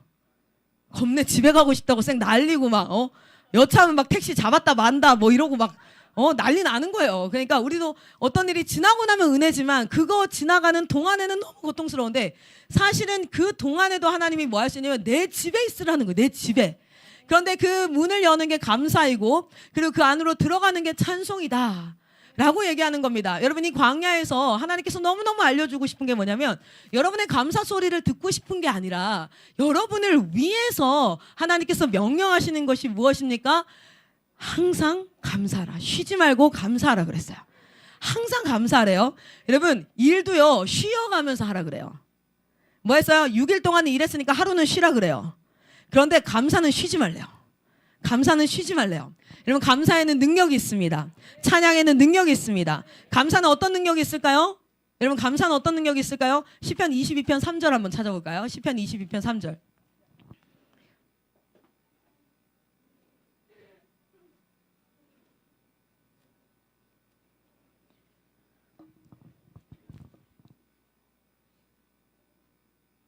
시편 22편 3절입니다. 같이 한번 읽겠습니다. 시편 22편 3절입니다. 같이 한번 읽습니다. 시작. 이스라엘의 찬송 중에 계시는 주여 주는 거룩하시니이다. 아멘. 찬송은 하나님이 거하실 수 있는 보좌입니다. 찬양과 감사는 하나님이 거하실 수 있는 보좌예요. 여러분 여기에 이렇게 우리 이제 어르신분들이 오셨어요. 그러면 여기에 의자를 마련해 놓고 여기 앉으세요 할 만한 자리가 있으면 오기가 편하죠. 그런데 오시라고 해놓고는 앉을 자리 하나도 없이 물건 가득하고 사람 가득하고 의자 하나 없이 이렇게 해놨어요. 그러면은 저분들이 다시 오실까요? 갔다가 다시 오려고 하면 어떤 마음이 들어요? 가봐야 앉을 데도 없어. 가봐야 앉을 데도 없어. 우리 예수님께서 예배 가운데 또 누군가의 중보기도를 통해서 여러분의 심령 가운데 오셨다가 성령께서 오셨다가 앉을 자리 없이 여기에 막 가득 차 있어요. 세상의 걱정과 근심과 내 생각과 내 방법과 이런 것들이 가득 차 있어. 앉을 자리 없어요. 그러면 우리 주님 다시 오셔요? 안 오셔요? 다시 안 오시는 거예요. 근데 찬양과 감사는 무엇이라고요? 하나님이 우리 안에 거하시는 보좌, 하나님이 계시는 자리라는 겁니다. 할렐루야. 여러분 찬양과 감사, 여러분의 일상 삶 가운데 찬양할 게 없어요, 감사할 게 없어요가 아니라 하나님의 구원하심 그 자체만으로도 감사와 찬양을 계속해서 하면, 그래서 잘 안 되는 교회, 잘 안 되는 공동체, 잘 안 되는 집에 가보면요 감사가 없어요. 즐거움이 없어요. 뭐가 있어요? 원망과 불평과 저 사람 때문이라는 책임론만 있어요. 그런데 잘 되는 집에 가보면 문제가 많아요. 문제가 있음에도 불구하고 뭐합니까? 감사가 있어요. 서로 노래하고 즐겁습니다. 할렐루야. 여러분 이 교회 공동체가 감사와 찬양으로 하나님의 문을 열기를 소망합니다. 여러분 시편 95편에 뭐랍니까? 우리가 감사함으로 그 앞에 나아가자. 하나님 앞에 어떻게 나아갑니까? 감사함으로 나아가는 것입니다. 여러분 그 당시에 저는 어떤 시기를 겪고 있었냐면 재판을 겪고 있었고요. 그 재판 가운데 아직 본부도 결과 안 나오고 광주도 결과가 나오지 않고요. 재정난을 겪고 있었습니다. 선교사들한테 정말 사례비를 주지 못하는 그런 상황들. 그래서 연애를 하고 있는 친구들이 있었어요. 그래서 이제 이 여자 쪽으로 인사를 간다는데 인사하러 갈 때 뭐 물건 하나 사들고 갈 돈이 없어가지고 제가 저는 애가 셋이니까 국가에서 아동수당을 30만 원씩을 줘요. 그리고 보육수당인가 뭐 그게 20만 원에서 한 달에 50만 원에 들어온 거예요.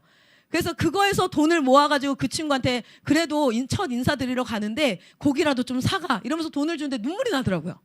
막 그런 어려운 감사할 거 없었습니다. 그 상황에서는 사역을 그만해도 사역을 나 이것 때문에 그만하겠습니다라고 얘기해도 아무도 이상하게 여기지 않을 만큼 어려운 상황이었어요.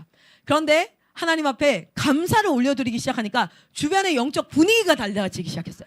저희는 조명을 바꾸지 않았는데 조명이 달라지기 시작했어요. 그리고 하나님께서 뭐 하기 시작하셨습니까? 빛을 비추기 시작하셨어요. 하나님 앞으로 나아가기 시작했어요. 하나님이 우리에게로 들어오시기 시작하셨어요. 할렐루야. 여러분 어려운 일이 있을 때마다 오히려 그때가 하나님이 오실 보좌를 마련하는 사역을 해야 될 줄 믿습니다. 하나님이 오셔야지 이 문제 해결되어져요. 하나님이 앉으셔야지 일하실 수 있습니다. 여러분 하나님께서 대한민국에 저는 그래서 이 말 잘 안 써요. 무너져가는 대한민국이란 말 잘 안 씁니다. 뭘 무너져요? 다윗의 언약을 기억하면 하나님 나라는 영원합니다. 한국교회가 아무리 무너져가는 것처럼 보여도 이것이 하나님의 교회이기 때문에 절대 무너지지 않습니다. 아무리 사람 보기에는 건물이 작아 보이고 사람이 주는 것 같고 사람들이 다 막 세상적으로 세속적으로 바뀌어가는 것 같아도 하나님은 하나님의 일을 하나님이 하시는 줄 믿습니다. 그래서 함부로 제가 부정적인 말들을 하지 않아요. 웬만하면 하나님 앞에 감사와 찬양으로 이야기합니다. 적은 교회가 아니라 가능성이 많은 교회, 이제 사역하면 되는 교회, 이제 시작하면 되는 나라. 저는 그렇게 얘기하고 싶어요. 대한민국이 무슨 헬조선이고 뭐 어쩌고 저쩌고. 여러분 말씀 한번 찾아볼래요? 고린도전서 10장 보세요. 고린도전서 10장. 고린도전서 10장 10절에서 11절 한번 보겠습니다.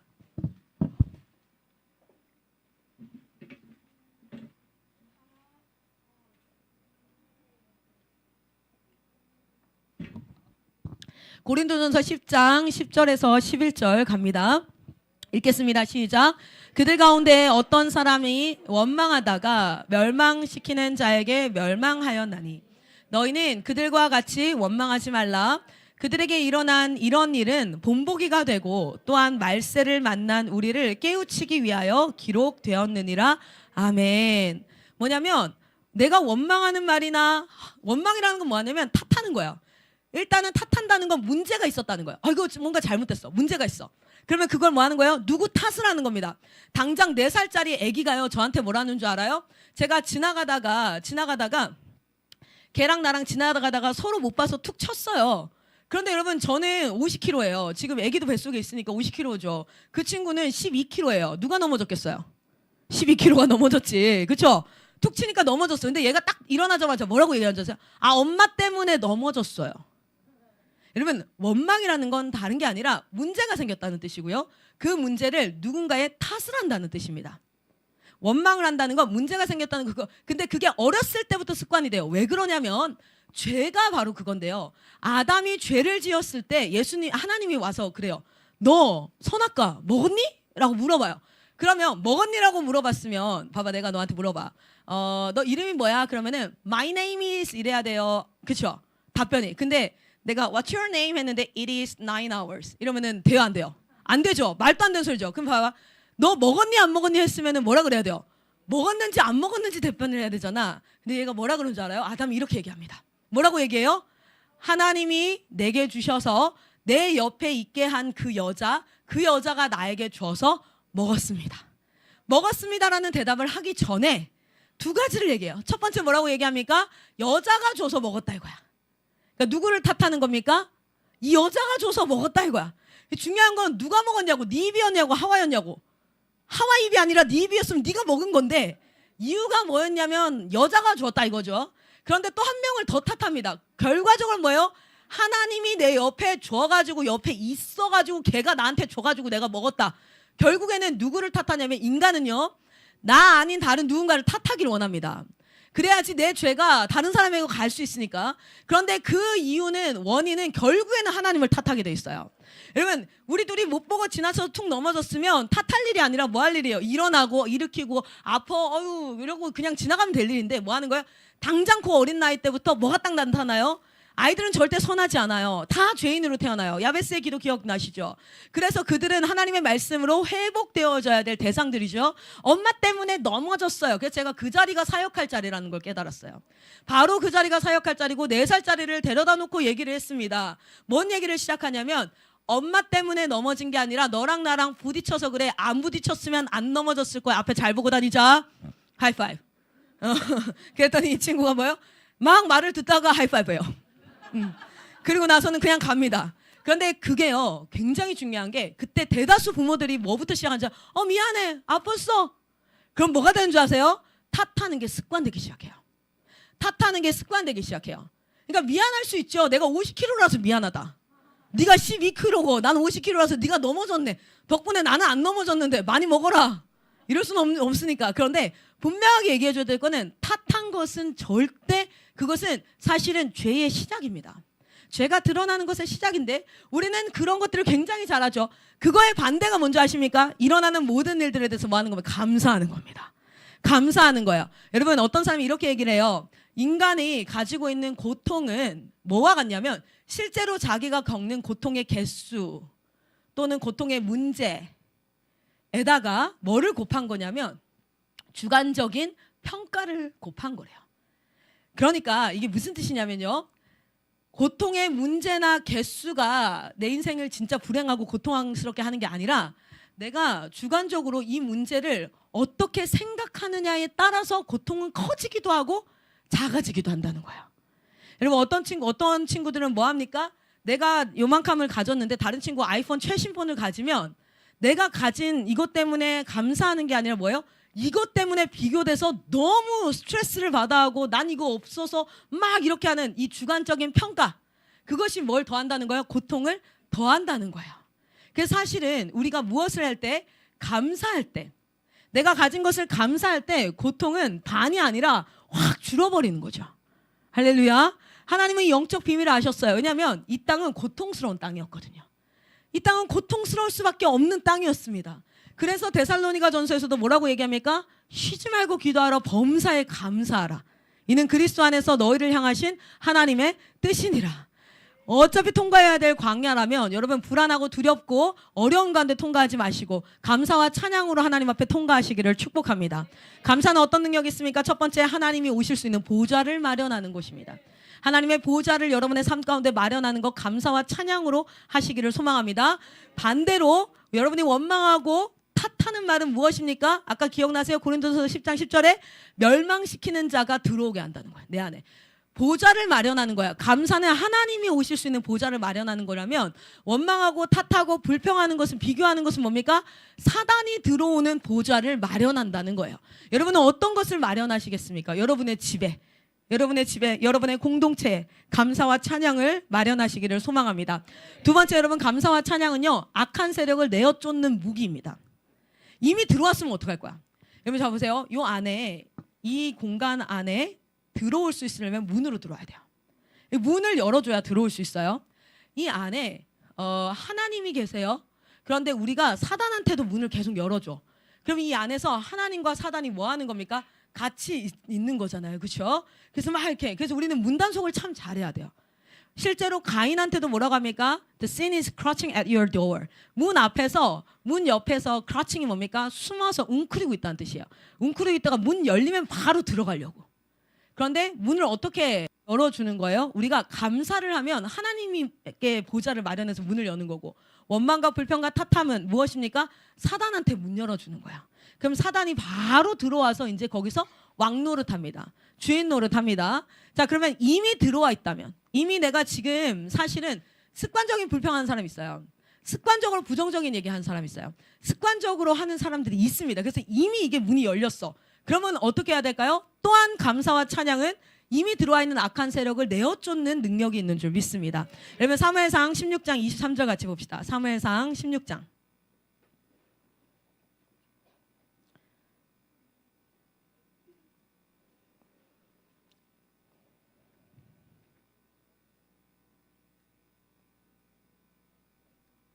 사무엘상 16장 23절 같이 한번 읽겠습니다. 시작.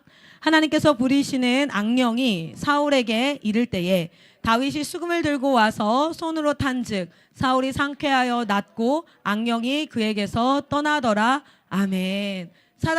사울이 악한 영의 지배를 받고 있을 때 다윗이 어땠습니까? 수금을 가지고 와서 찬양하고 찬미했을 때 어떤 일이 일어나요? 그 악령이 떠나간다는 거야. 여러분, 이 공동체 가운데 음란의 영, 거짓의 영, 게임에 중독되고 자신의 삶을 망가뜨리고 원망하고 삐지고, 여러분 삐지는 거 진짜 내가 좀 이따 영상 한번 쏠 건데요. 삐지는 거가 뭐의 시작이냐면 자기중심성 죄의 시작이에요. 이게 진짜 위험해. 제가 어렸을 때 아주 특별히 어린아이들을 육아하시는 부모님들한테 두 가지를 굉장히 중요하게 하는 그게 뭐냐면 하나는 탓하지 않도록 키우는 거. 그래서 절대 하면 안 되는 게 가다가 애가 넘어졌으면 바닥에다가 떼찌 넘어졌어. 이거 절대 하면 안 되는 거야. 이게 탓하는 거의 핵심이에요. 그러니까 너는 아무도 건들면 안 되는 거야. 너는 아무도 건들면 안 되고 너한테 아프게 하고 방해하는 모든 것들은 악한 자들이야. 그렇게 세계관이 형성되어지는 거, 탓하는 거. 두 번째는 삐지는 거. 여러분 삐지는 건요 자기가 해결해야 될 문제예요. 그래서 이제 그 부분은 한번 보이겠지만 그러나 그걸 떠나서 봅시다.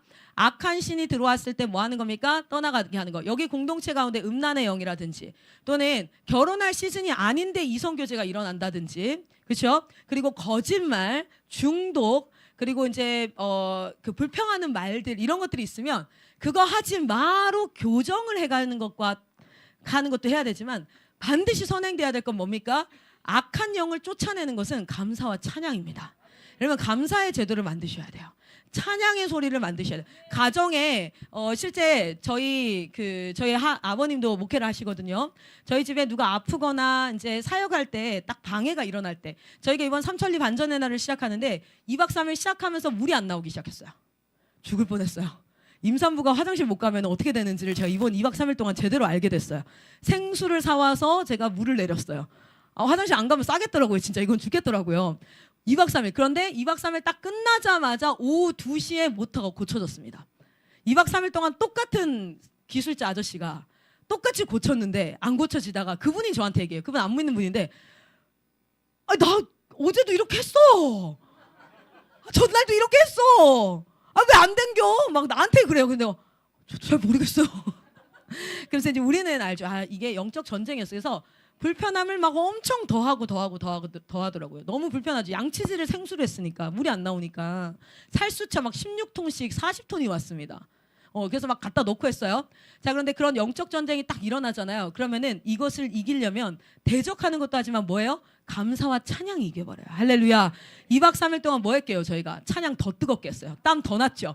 그런데 사람들이요 단 한 명도 본부석으로 와서 컴플레인 하시는 분 없이 오셔서 다 하나같이 하는 얘기가 뭔지 아세요? 생수 떨어지면 저희 차 있으니까 사올게요.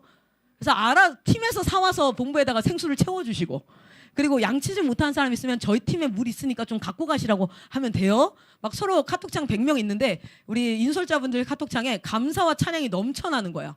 그렇게 넘쳐나니까 오히려 사단이 쪽도 못 쓰는 거죠. 여러분 감사와 찬양은 악한 세력을 내어쫓는 무기가 됩니다. 할렐루야. 여러분 이 공동체 가운데 싸워야 될 싸움을 싸우기를 소망합니다. 시편 118편은 찾지 않겠습니다. 이렇게 나와요. 찬송 받으실 여호와께 내가 고백하기를 내 원수들에게서 내가 찬양할 때 나를 구원하신다 라고 표현되어 있어요. 할렐루야. 우리가 하나님 앞에 찬양하고 감사하는 그 믿음으로 나아갈 때 여러분 들어와 있는 악한 영을 내어쫓을 수 있는 무기가 되는 줄 믿으시기 바랍니다. 세 번째 여러분 찬양과 감사는 고난과 문제 중에 하나님이 역사하시는 통로가 됩니다. 할렐루야. 여러분 바울과 실라를 기억해 보세요. 바울과 실라가 복음 전하다가 감옥에 갇혔어요. 감옥에 갇혀서 주와 터질 대로 터지고 다 맞아가지고 묶여가지고 쇠사슬에 묶여서 뭐 했습니까? 감옥에 딱 갇혀 앉아 있었어요. 그때 뭐 했습니까? 바울과 실라가.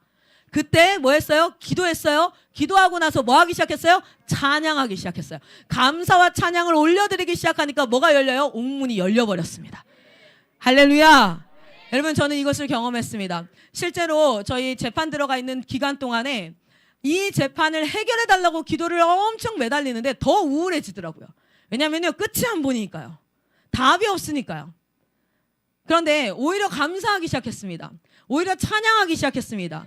그랬더니 뭐가 되어지는 거예요? 문제가 해결되어지는 것을 떠나서 우리 안에 있던 위축되고 우리 안에 있던 두려웠던 마음들이 다 떠나고 악한 영들이 떠나고 오히려 하나님께서 역사하기 시작하시고 그 안에서 아이들의 영적인 변화가 일어나기 시작하시고 우리가 열심히 사역하면서 상담할 때 일어나지 않던 변화가 오히려 사역자들이 하나님 앞에 이 상황들을 감사하고 찬양하면서 전진할 때 아이들 안에서도 하나됨이 일어나기 시작하고 저희 자녀들 안에서도 하나됨이 일어나기 시작해요. 왜 그랬냐면 저희가 대전에 있는 동안에 저희 아이들이 진짜 힘들었어요. 지금 와서 하는 얘기지만 기자들이 어른들한테는 질문 안 하고 은희수아나 이 선교사 자녀들이 밥 먹으러 맘나식당에 걸어가는 그때를 기다리고 있다가 그 아이들한테 니네 아빠 이름이 뭐냐, 조재영이냐 뭐 이렇게 한다든지 지금 저 건물에 몇 명이냐 있냐 저기서 또 학교를 하냐 안 하냐. 그러니까 이 아이들이 그리고 저희 아이들 선교사 자녀들이 유튜브에 우리 선교사님들 댓글 막 악플 달아놓은 것들을 다 보지 않겠어요?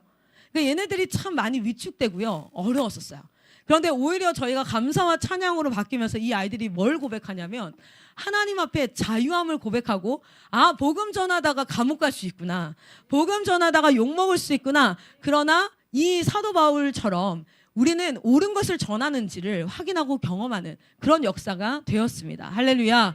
여러분 가운데 일어나는 모든 문제의 해결의 통로 그 문제의 역사하시는 통로가 무엇이 됩니까? 감사와 찬양이 됩니다. 아멘. 우리가 말씀을 좀 마무리하려고 하는데 제가 이제 아까 영상 하나 보여드린다고 했잖아요. 그 영상이 어떤 내용이냐면 실제로 누가 행복할까라고 했을 때 심리학자들은 성경을 모르지 않습니까? 여러분 누가 행복합니까? 하나님이 왕된 자가 행복해요. 하나님이 왕된 자가 행복합니다.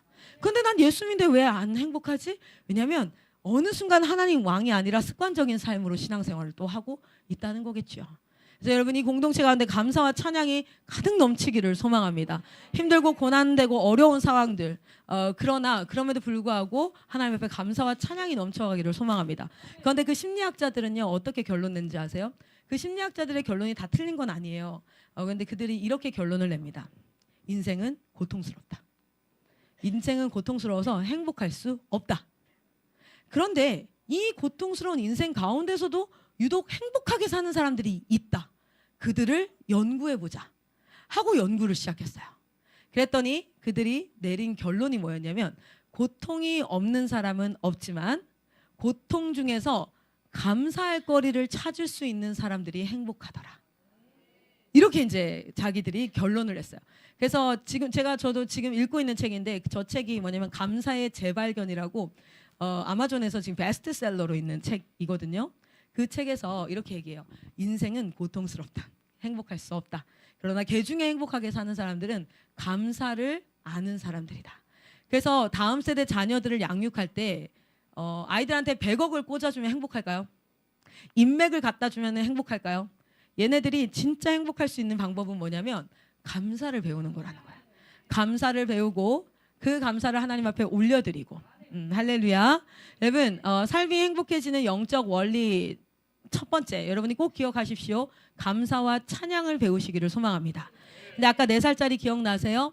4살짜리 보면요 장난감이 여러분도 그랬을 거예요. 얘가 장난감을 사줬어. 그런데 첫째한테 장난감을 사줬어요. 근데 둘째한테 장난감을 사줬는데 첫째한테 먼저 사줬거든요. 근데 둘째한테 장난감 사주면 첫째가 자기한테 사준 장난감 때문에 감사하답니까? 아니면 둘째한테 있는 장난감 때문에 저거 갖고 싶다고 짜증내기 시작하답니까? 두 번째예요. 그게 인간의 죄성이에요. 그런데 그것은 무엇으로 배워갈 수 있냐면 실제로 여러분 우리가 하고 있는 홀리 트리니티 시스템의 훈련들 있죠. 성경에서 말하는 해라 하지 말아라, 절제해라, 인내해라, 사랑해라, 오래 참아라, 선을 행하라 이런 훈련들은 다 무엇인지 아십니까? 감사를 키우는 훈련들이라는 거예요. 감사를 키우는 훈련들. 그래서 예복소 훈련들이 여러분 궁극적으로는 하나님을 향한 감사를 키우는 훈련이 되기를 축복합니다. 우리 교회 공동체가 행복하고 하나님 앞에 주님 다시 오실 그날까지 달려가는 모든 여정 가운데 감사를 회복하기를 소망합니다. 그래서 실제로 삐지기를 잘하는 그 아이 영상 보여주려다가 그냥 간단히 설명만 드리면 어떻게 나타나기 시작하냐면 삐지는 것부터 나타난대요. 삐지는 게 뭐냐면 비교하는 겁니다. 비교해서 나한테 이렇게 삐지는 거. 근데 그거에 대한 해결책을 이제 아까 그 교수님도 뭐라고 얘기하냐면 달래주지 말아라. 자기가 해결하게 해라. 근데 지금 오늘날 육아법에서 굉장히 위험한 육아법이 하나 있죠. 그 뭐예요? 마음 읽어주기. 아, 너 그렇게 속상했구나. 아, 그랬구나. 여러분 보세요. 저도 애를 키워봐서 아는데요. 속상했구나, 그랬구나 하는 순간 애들은 어떻게 되는 줄 아십니까? 겁내 울어요. 우와! 여러분 넘어졌는데 알죠? 넘어졌는데 혼자 있어요. 그럼 어때요? 일어나요. 그리고 근데 만약에 자기한테 도와줄 사람 아무도 없어. 그럼 어때요? 아이씨, 아파. 아이씨. 이러고 가요. 그런데 그렇게 해서 추스렸어요. 추스렸는데 갑자기 박태환 목사님 지나가다 어머 넘어졌어. 어찌했을까? 아파. 그럼 막 뭐냐면 날 봐달라 이거야. 나 아파. 사실 다 해결됐는데 어머 어찌했을까 이러는 순간 감정은 극대화되어지죠. 그래서 실제 지금 그 심리학자도 뭐라고 얘기하냐면 이런 얘기를 합니다. 적당히 외면하시고 적당히 혼자 두셔서 적당히 해결하게 하셔야 된다. 그런데 우리는 그렇게 하지 않죠. 적당히 혼자 두게 합니다. 그러나 뭐 합니까? 기도합니다. 하나님과 저 안에서 해결되어지고 해소되어지고 저희 아이들이 지금 공동체에서 어려움을 겪어요. 그러나 적당히 외면합니다. 그런데 어디 안에서요? 기도 안에서요. 예배 안에서요. 그리고 아이들 공동체 안에서 이런 안전의 공동체가 있어야 돼요. 안 그러면 적당히 외면했는데 일반 학교에 아이들 다닐 때 적당히 외면했다 그 아이가 진짜 학교 폭력으로 노출되어지는 경우들도 있고요. 위험한 상황으로 노출되어지는 경우도 있어요. 그래서 우리 하나님은요 항상 어디다가 두셨습니까? 공동체 안에 우리를 두셨어요. 이스라엘도 회중으로 두셨어요. 그래서 그 공동체는 항상 그 공동체가 전체적으로 무엇을 추구합니까? 하나님의 왕대심을 추구하는 공동체 안에서 적당한 외면은 오히려 건강한 성당을 이루게 한다는 겁니다. 제가 어제 그저께도 이제 진주의 다른 곳에 이제 사역을 하러 갔었어요. 9살짜리가 있더라고요. 이 친구는 공동체에 속하지 않은 친구예요. 그냥 캠프만 온 친구예요. 2박 3일 마지막 파송 예배였습니다. 돌아가서 뭐 하고 싶어? 이랬더니 게임이요. 노블록스 할 거예요. 뭐지? 노블록스 아는 애들? 봐요. 다 알아요. 다 알아요. 지금 방금 손 들었어. 애들은 순수하니까 니네 남아. 그래서 오늘 점심 선생님이랑 같이 먹어. 남아. 다. 너네 부모님 핸드폰 번호 다 써. 일단 노블록스 아이디부터 지우고 시작할 거야. 자, 보세요. 그 친구가 그렇게 얘기하는 거예요. 부모는 적당히 외면한 상태입니다. 왜냐면 직장 다니시고 이렇게 하니까. 그런데 그가 속한 공동체의 또래 영향을 받지 못하니까 무엇에 빠지게 돼요? 거기에 빠지게 되어져요. 그래서 우리는 심리학자나 육아 전문가들의 말을 좀 잘 알아들을 필요가 있죠. 적당히 외면하라 해서 진짜 외면을 했는데 사실은 이 아이가 세상으로 빠지게 되는 계기가 되죠. 중요한 건 뭐냐면 우리가 하나님이 왕 되시는 게임을 하고 있는 광야에 애들도 우리도 같이 살아가고 있다는 거예요.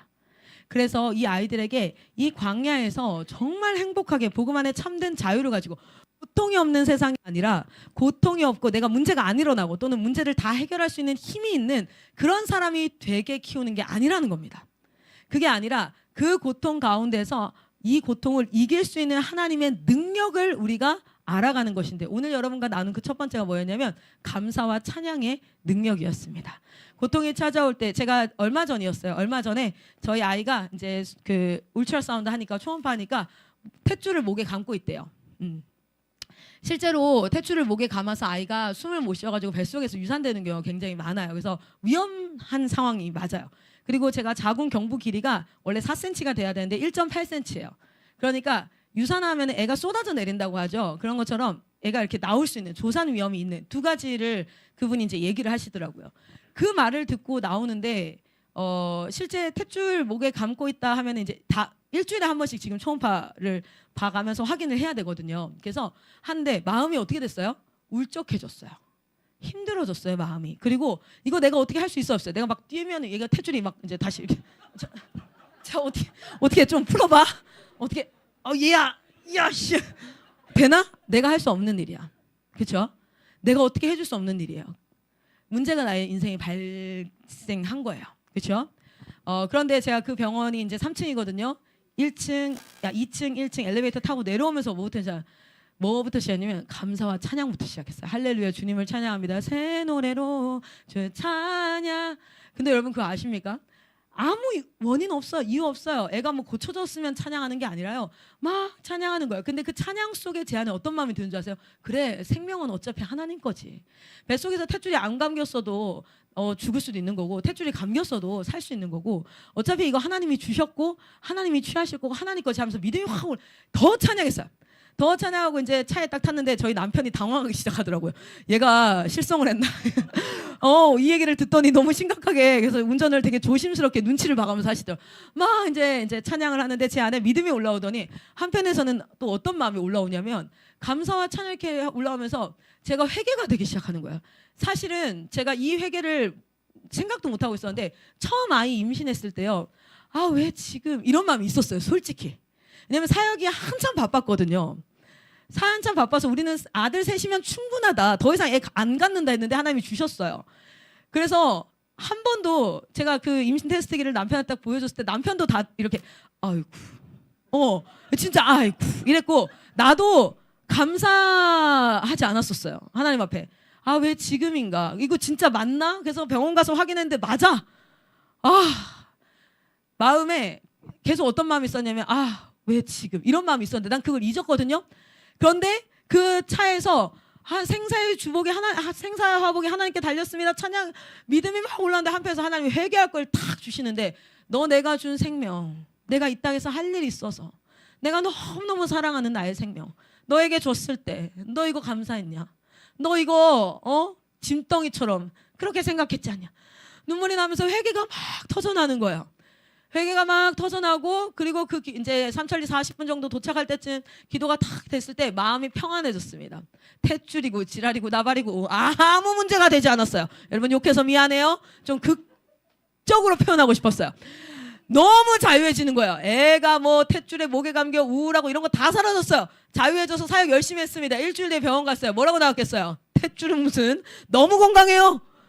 너무 잘 움직여. 애가 막 근데 진짜 울트라 사운드 보는데도 막 꼬물꼬물 움직여요. 막 너무 건강해. 그래서 얘가 지금도 막 움직인단 말이에요. 막 움직여. 그래서 그 일주일 동안 제가요, 아이가 죽으면 어떡하지라는 두려움으로 그 병원을 가는 걸 기다렸겠습니까? 아니면 잊어버렸을까요?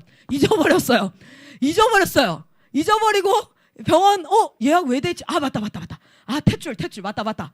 그리고 병원 갔다고요. 그랬더니 의사 선생님이 자궁 경부 길이는 여전히 짧다. 그러니까 요거는 약을 먹어야 된다. 약을 먹고 있어요. 그런데 탯줄은 다 풀렸다. 걱정하지 마라. 그리고 이제 나왔단 말이에요. 여러분 보세요. 똑같은 일주일을요. 두려움과 죽으면 어떡하지? 어떡하지? 이렇게 지낼 수 있어요. 불행했겠지요. 그리고 그 기간 동안에 다른 사역을 할 때 어떤 마음이었겠습니까? 그 사역을 할 때 정말 생명 살리고 영혼 살리고 기쁘게 했겠습니까? 아니면 애가 이런 상황인데 내가 왜 되나? 내 애도 똑바로 못하는데 얘를 막 이런 마음이었겠습니까? 위축되고 두렵게 하고 막 이런 마음이었겠죠. 근데 일주일간 뭐 어땠다고요? 도착하는 순간 잊어버렸어요. 도착하는 순간. 그리고 제 안에 자유함이 찾아왔어요. 하나님 회개할 것들 MRI 딱 찍어버리시니까 그거는 뭐 제거하시라고 수술하시라고 회개했습니다. 그리고 하나님 앞에 찬양과 감사로 계속 나아갑니다. 뭐합니까? 하나님이 역사하기 시작하십니다. 할렐루야. 여러분의 삶을 무엇으로 가득 채우기를 원하십니까? 아주 간단한 원리 누구나 다 알아요. 항상 감사하라고, 범사에 감사하라고, 찬양하라고. 그러나 그 능력을 누리면서 살아가는 사람은 많지 않습니다. 여러분 공동체 살아보세요. 옆 사람이요 더럽게 마음에 안 드는 때가 있어요. 여러분은 친구가 마음에 안 들죠? 엄마 아빠는 서로가 마음에 안 들어요. 알아요? 같이 있는 게 지옥 같을 때가 있어. 진짜 막 화가 나고 저 사람은 왜 저래? 이랬으면 좋겠어. 이러면요 가정이 엄청 불행한데 그 다크한 가운데 여러분이요 물이라도 한 잔 쏟으면요 난리 납니다. 저게 지 아빠 닮아가지고 아주 그냥 이렇게 막 이렇게 해서 이렇게 돼요. 그런데 여러분 감사와 찬양의 능력을 누리는 자들은 달라요. 여러분 하나님은요 교리를 가르치려고 있는 게 아니라 그것을 누리라고 가르치시는 줄 믿습니다. 여러분의 삶 가운데 행복함을 누리시기를 소망합니다. 문제가 생겼습니까? 감사와 찬양을 시작하십시오. 여러분의 가운데 어려움이 생겼습니까? 감사와 찬양을 시작하십시오. 그러면 하나님 앞에 믿음이 성령이 내 안에서 막 역사하기 시작하면서 회개할 것들을 회개하게 하십니다. 그 문제가 해결되어지면요 여기 음식물 쓰레기가 이렇게 있어요. 여기 꽁꽁 숨겨져 있어요. 근데 저기 아무리 찾아도 뭐가 원인지 모르는데 냄새가 계속 나. 냄새나. 공동체에서도요 문제가 있는데 이게 원인이 뭔지를 모르겠을 때가 있어요. 그런데 그때 뭐 해야 돼요? 요거 찾아서 치워야지 냄새 안 나는 거예요. 페브리즈 뿌리고 창문 아무리 열어도 창문 닫으면 또 냄새 나요. 페브리즈 뿌려도 냄새 나요. 그래서 요거 해결해야 돼요. 감사와 찬양은 성령께서 내 안에 오시게 하는 보좌를 마련하시는데 그분이 오시면 뭐 하십니까? 문제를 찾아내십니다. 그것을 해결하십니다. 그것을 역사하십니다. 할렐루야. 우리 안에 그런 역사가 있기를 소망합니다. 우리 찬양하도록 하겠습니다. 사실 오늘 설교 이거 아니었어요. 구원의 서정이었습니다. 그런데 제가 내려오면서 송미쌤한테 연락했어요. 쌤, 제가 말씀 좀 준비하러 여기 다른 데 있을게. 일찍 내려왔어요. 저 오늘 6시 반에 출발해서 왔거든요. 거의 8시에 도착해서 왔어요. 그런데 하나님이 광주 한마음교회를 두고 이제 내려오는 내내 기도하는데요. 어떤 마음을 주시냐면 말씀 본문을 바꾸시는 거예요. 그리고 나서 이 말씀을 꼭 허락하기를, 이 말씀을 전하기를 하나님 너무 원하시는 것 같았어요. 여러분 너무 기본적인 원리죠. 신앙생활 해보신 분들한테는 아유 감사하는 거 당연히 알지. 그래서 여러분 제가 질문하고 싶습니다. 그걸 아는 것과 그 능력을 누리고 사는 것은 다르다는 것입니다. 여러분 여러분이 그 능력을 누리시기를 소망합니다. 하나님께서 여러분의 삶의 주인 되시고 하나님께서 여러분의 삶을 인도하고 계십니다. 여러분 그런데요 그 하나님이 마음껏 일하실 수 있도록 해야 되지 않겠어요? 하나님의 능력이 내 삶 가운데 막 일어나야 되지 않겠어요? 내 힘으로 들 수 있는 거 들면 돼요. 여러분 세탁기 돌릴 때 기도하십니까? 주님 제가 보통으로 돌려야 되겠습니까? 아니면 이것을 애벌빨래로 돌려야 되겠습니까? 주여 나에게 말씀. 그러고 있으면요 옆에서 진짜 뭐 하는 거야? 동작 눌러버리고 나올 것 같아. 택시를 탔는데 택시기사 아저씨가 졸고 있어요. 꾸벅꾸벅 졸아. 그러면 주여 저 택시기사를 깨워주시옵소서. 이러는 게 빠르겠어요? 아니면 아씨 커피 한잔 하실래요? 이게 빠르겠어요? 내가 할 수 있는 일은 내가 합니다. 그죠? 뭐 아무것도 안 하고 하나님이 다 하실 거면 말라고 우리를 그냥 TV 앞에 앉혀서 하나님 하시는 거 구경이나 하고 아이고 잘하시네 이거 하라고 부르시면 되지. 우리가 할 일들은 우리가 해요. 그런데 하나님이 우리가 할 수 없는 일들을 우리에게 보내주세요. 그건 왠지 아십니까? 내가 있다라는 거, 하나님이 있다라는 거, 하나님의 능력을 쓸 수 있는 자가 바로 너야. 내가 너를 나의 아들로 불렀다. 내가 너를 낳았다. 내가 너를 구원했다. 너가 그리스도인이다. 나의 몸된 교회의 하나의 몸의 지체다 라고 부르셨다는 건 무슨 뜻이냐면 하나님이 누구신지를 알게 하기 위하여서. 그럼 우리가 할 수 없는 일들이 보내주시죠. 그 일들을 앞에 시작해야 될 것이 무엇입니까? 기도가 맞습니다. 네 맞습니다. 그러나 여러분 감사와 찬양을 시작하십시오. 감사와 찬양으로부터 믿음과 그의 궁정이 열리고 하나님의 역사하심이 시작되어지는 줄 믿습니다. 우리 시간 같이 한번 찬양하는 시간 갖도록 하겠습니다. 제가 이번 반전연할 때 이 찬양하면서 참 많이 감사했어요. 여러분들도 여러분의 삶 가운데 이것을 같이 한번 누렸으면 좋겠습니다. 내가 걷는 이 길이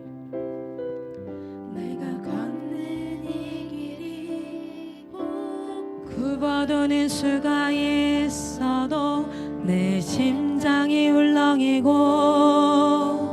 가슴 아파도 내 마음 속으로 여전히 기뻐하는 까닭은 하나님은 실수하지 않으심일세. 내가 세운 계획이 빗나갈지 모르며 나의 희망 덧없이 쓰러질 수 있지만 나 여전히 인도하시는 주님을 신뢰하는 까닭은 주께서 내가 가야 할 길을 잘 아시. 우리 다시 한번 찬양합니다. 내가 걷는 이 길이 내가 걷는 이 길이 굽어도는 수가 있어도 내 심장이 울렁이고 가슴 아파도 내 마음 여전히 기뻐하는 까닭은 하나님은 실수하지 않으심일세. 실수하지 않으심일세. 내가 세운 계획이 빗나갈지 모르며 나의 희망 덧없이 쓰러질 수 있지만 나 여전히 신뢰하는 까닭은 주께서 내가 가야 할 길을 잘 아심일세. 어두운 밤 나를 다시는 알지 않을 것 같아 보여도 내 신앙 부여잡고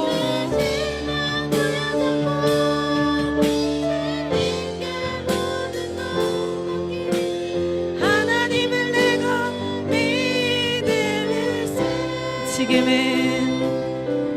지금은 내가 볼 수 없는 건 너무 많아서 너무 멀리 가물가물 아른거려도 운명이여 오라. 아니 만사를 주님께 아멘. 내 험한길이 차츰차츰 하나님 지으신 빛이 뚜렷이 보이라. 가는 길이 어둡게만 보여도 하나님은 실수하지 않으시오. 우리 처음부터 한 번만 더 고백하겠습니다. 굽어도는 수가 있어도 내 심장이 울렁이고 가슴 아파도 내 마음속으로 여전히 아멘. 하나님은 실수하지 않으심일세. 내가 세운 계획이 혹 빗나갈지 모르며 나의 희망 덧없이 쓰러질 수 있지만 나 여전히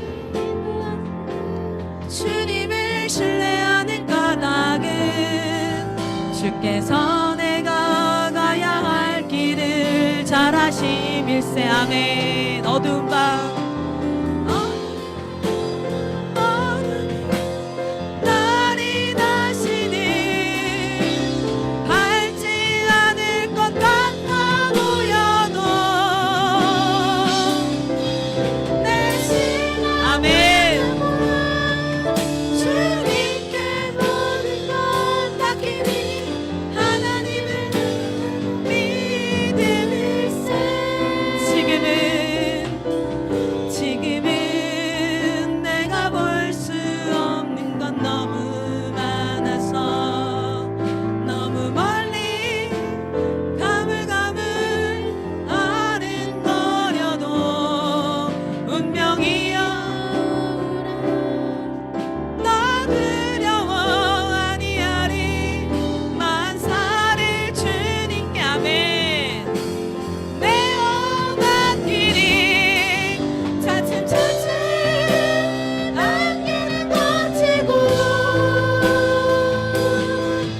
하나님 지으신 빛이 뚜렷이 보이라. 가는 길이 어둡게만 보여도 하나님은 실수하지 않으신다네. 차츰차츰 안개를 거치고 하나님 지으신 빛이 뚜렷이 보이리라. 가는 길이 어둡게만 보여도 하나님은 실수하지 않으신다네. 우리 하나님께서 광주 한마음교회와 CC 공동체의 이 감사의 영적 원리를 깨닫기를 소망합니다.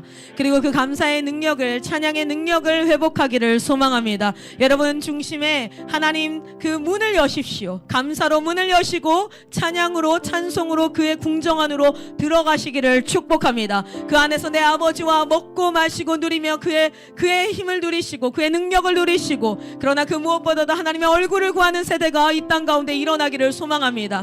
오늘 사실 많은 고민을 했습니다. 처음 가지고 왔던 말씀은 우리 아이들을 대상으로 하는 말씀이었어요. 그런데 우리 하나님께서요 계속해서 어떤 마음을 주셨냐면 광주 한마음교회의 성도님들을 향한 마음을 주시고, 그것을 통하여서 이 기성세대를 통하여서 하나님의 아름다운 신앙의 유산이 여기로 흘러갈 것을 확신을 주셨습니다. 우리 시간 감사와 찬양으로 나아갑니다. 주님, 모두가 힘들다라고 얘기하고 위축되고 우울하다고 얘기하고 안 된다고 얘기하는 이 대한민국 가운데 하나님, 우리가 예수가 답을 외치고 하나님 감사와 찬양으로 나아가오니 주여 이 가운데 하나님의 힘을 더하여 주시옵소서. 하나님 역사하여 주시옵소서. 우리 안에 자리 잡고 있는 악한 영들이 있습니까? 우리 안에 회개해야 될 것들이 있습니까? 감사와 찬양 가운데 깨닫게 하시고 하나님 그것을 몰아내 주시옵소서. 우리 시간 말씀 붙잡고 주여 한번 외치고 기도하겠습니다. 기도합니다.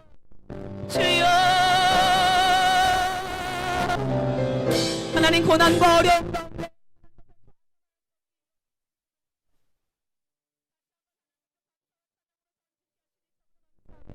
사랑의 하나님 아버지, 우리 모든 하나님이 공동체와 이 교회 가운데 하나님께서 모아주시고 함께하게 하시니 참으로 감사합니다. 하나님 이 자리 가운데 주님 영광 받아주시옵소서. 광주 땅에 하나님 한마음교회가 있어서 여전 하나님 광주와 전라북도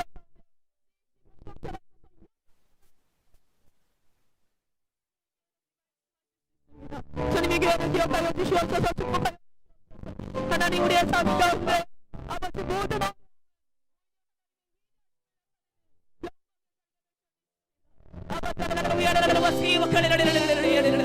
아버지 마음에 근심 있는 자들, 마음에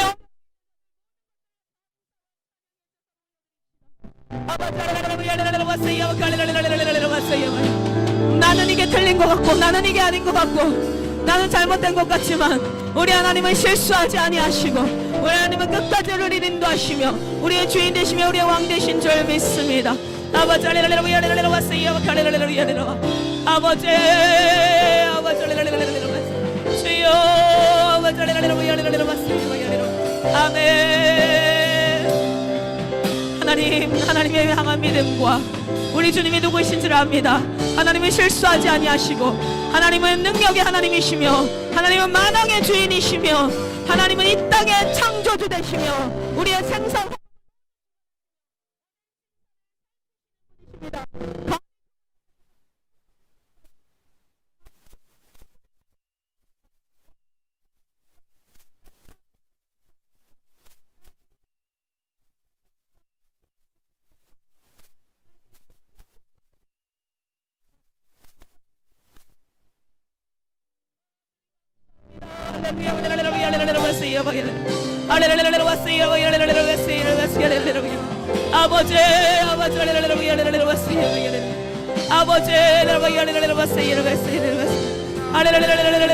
아버지 오 주님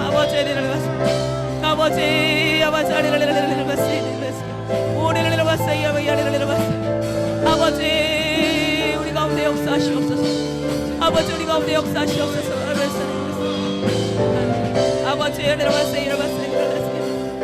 오 주여 우리 가운데 하나님 함께 하시옵소서. 아버지 오 하나님 아버지 우리 가운데 역사하신 하나님의 이름을 찬양합니다. 시간 축복합니다. 우리에게 소망이 있습니다. 우리에게는 소망이 있습니다. 당신의 나라를 향한 소망과 갈망이 있습니다. 오 주님 인도하여 주시옵소서. 이 안에 있는 악한 영과 이간질하고 분열하게 하고 미워하고 시기하고 질투하고 비교하는 영들은 나사렛 예수의 이름을 명하노니 떠나갈지어다. 아버지 아버지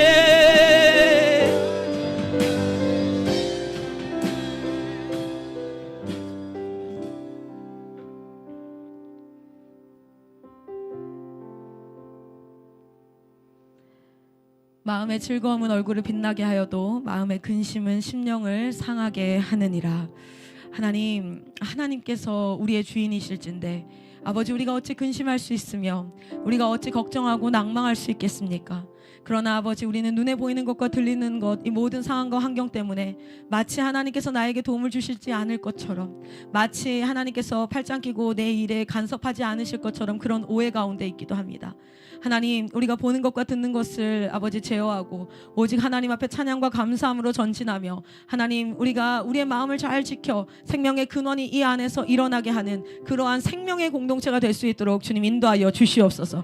우리 가정 가운데, 공동체 가운데, 나 개인에게 일어나는 모든 일들을 하나님께서도 이미 알고 계시고, 우리 하나님께서 우리와 함께 계심을 끝까지 포기하지 아니하시고 당신이 지명하여 부른 영혼들을 하나님의 나라로 아버지 인도하실 분이 우리 하나님이시라는 것을 믿어 의심치 않습니다. 하나님, 우리가 그 믿음 앞에 감사와 찬양을 드리며 세상이 감당치 못할 믿음을 세상 앞에 드러내는 자들이 될 수 있도록 주님 인도하여 주시옵소서. 아주 사소한 어려움부터 큰 어려움까지 우리는 어려움들 앞에 설 때마다 하나님, 우리의 존재와 우리의 능력과 실력과 상황과 환경을 판단하고 파악합니다. 그러나 아버지, 그 모든 것들 가운데 믿음으로 반응하는 세대가 일어나게 하여 주시옵소서. 하나님, 우리 기성세대의 믿음을 통하여서 다음 세대 가운데 이 믿음이 전수되어지는 아름다운 역사가 있게 하여 주시옵소서. 오 주님, 오늘 이 아름다운 영적 원리를 우리에게 깨닫게 하시고 그 능력을 누릴 수 있도록 길을 열어주시니 감사합니다. 하나님, 우리가 비전과 사명을 향해 나아갈 때 혹여나 우리가 그 성취와 일에 집중하지 아니하고 하나님의 왕되심에 집중하여서 하나님을 우리 안에 모셔드리며 나아가는 그러한 역사가 있게 하여 주시옵소서. 하나님과의 동행함의 기쁨을 회복하여 하게 하여 주시옵소서. 우리 주께서 함께하게 하심을 감사합니다. 거룩하신 예수 그리스도의 이름으로 기도드렸습니다. 아멘. 우리 함께 영광의 박수 올려드리겠습니다. 아멘.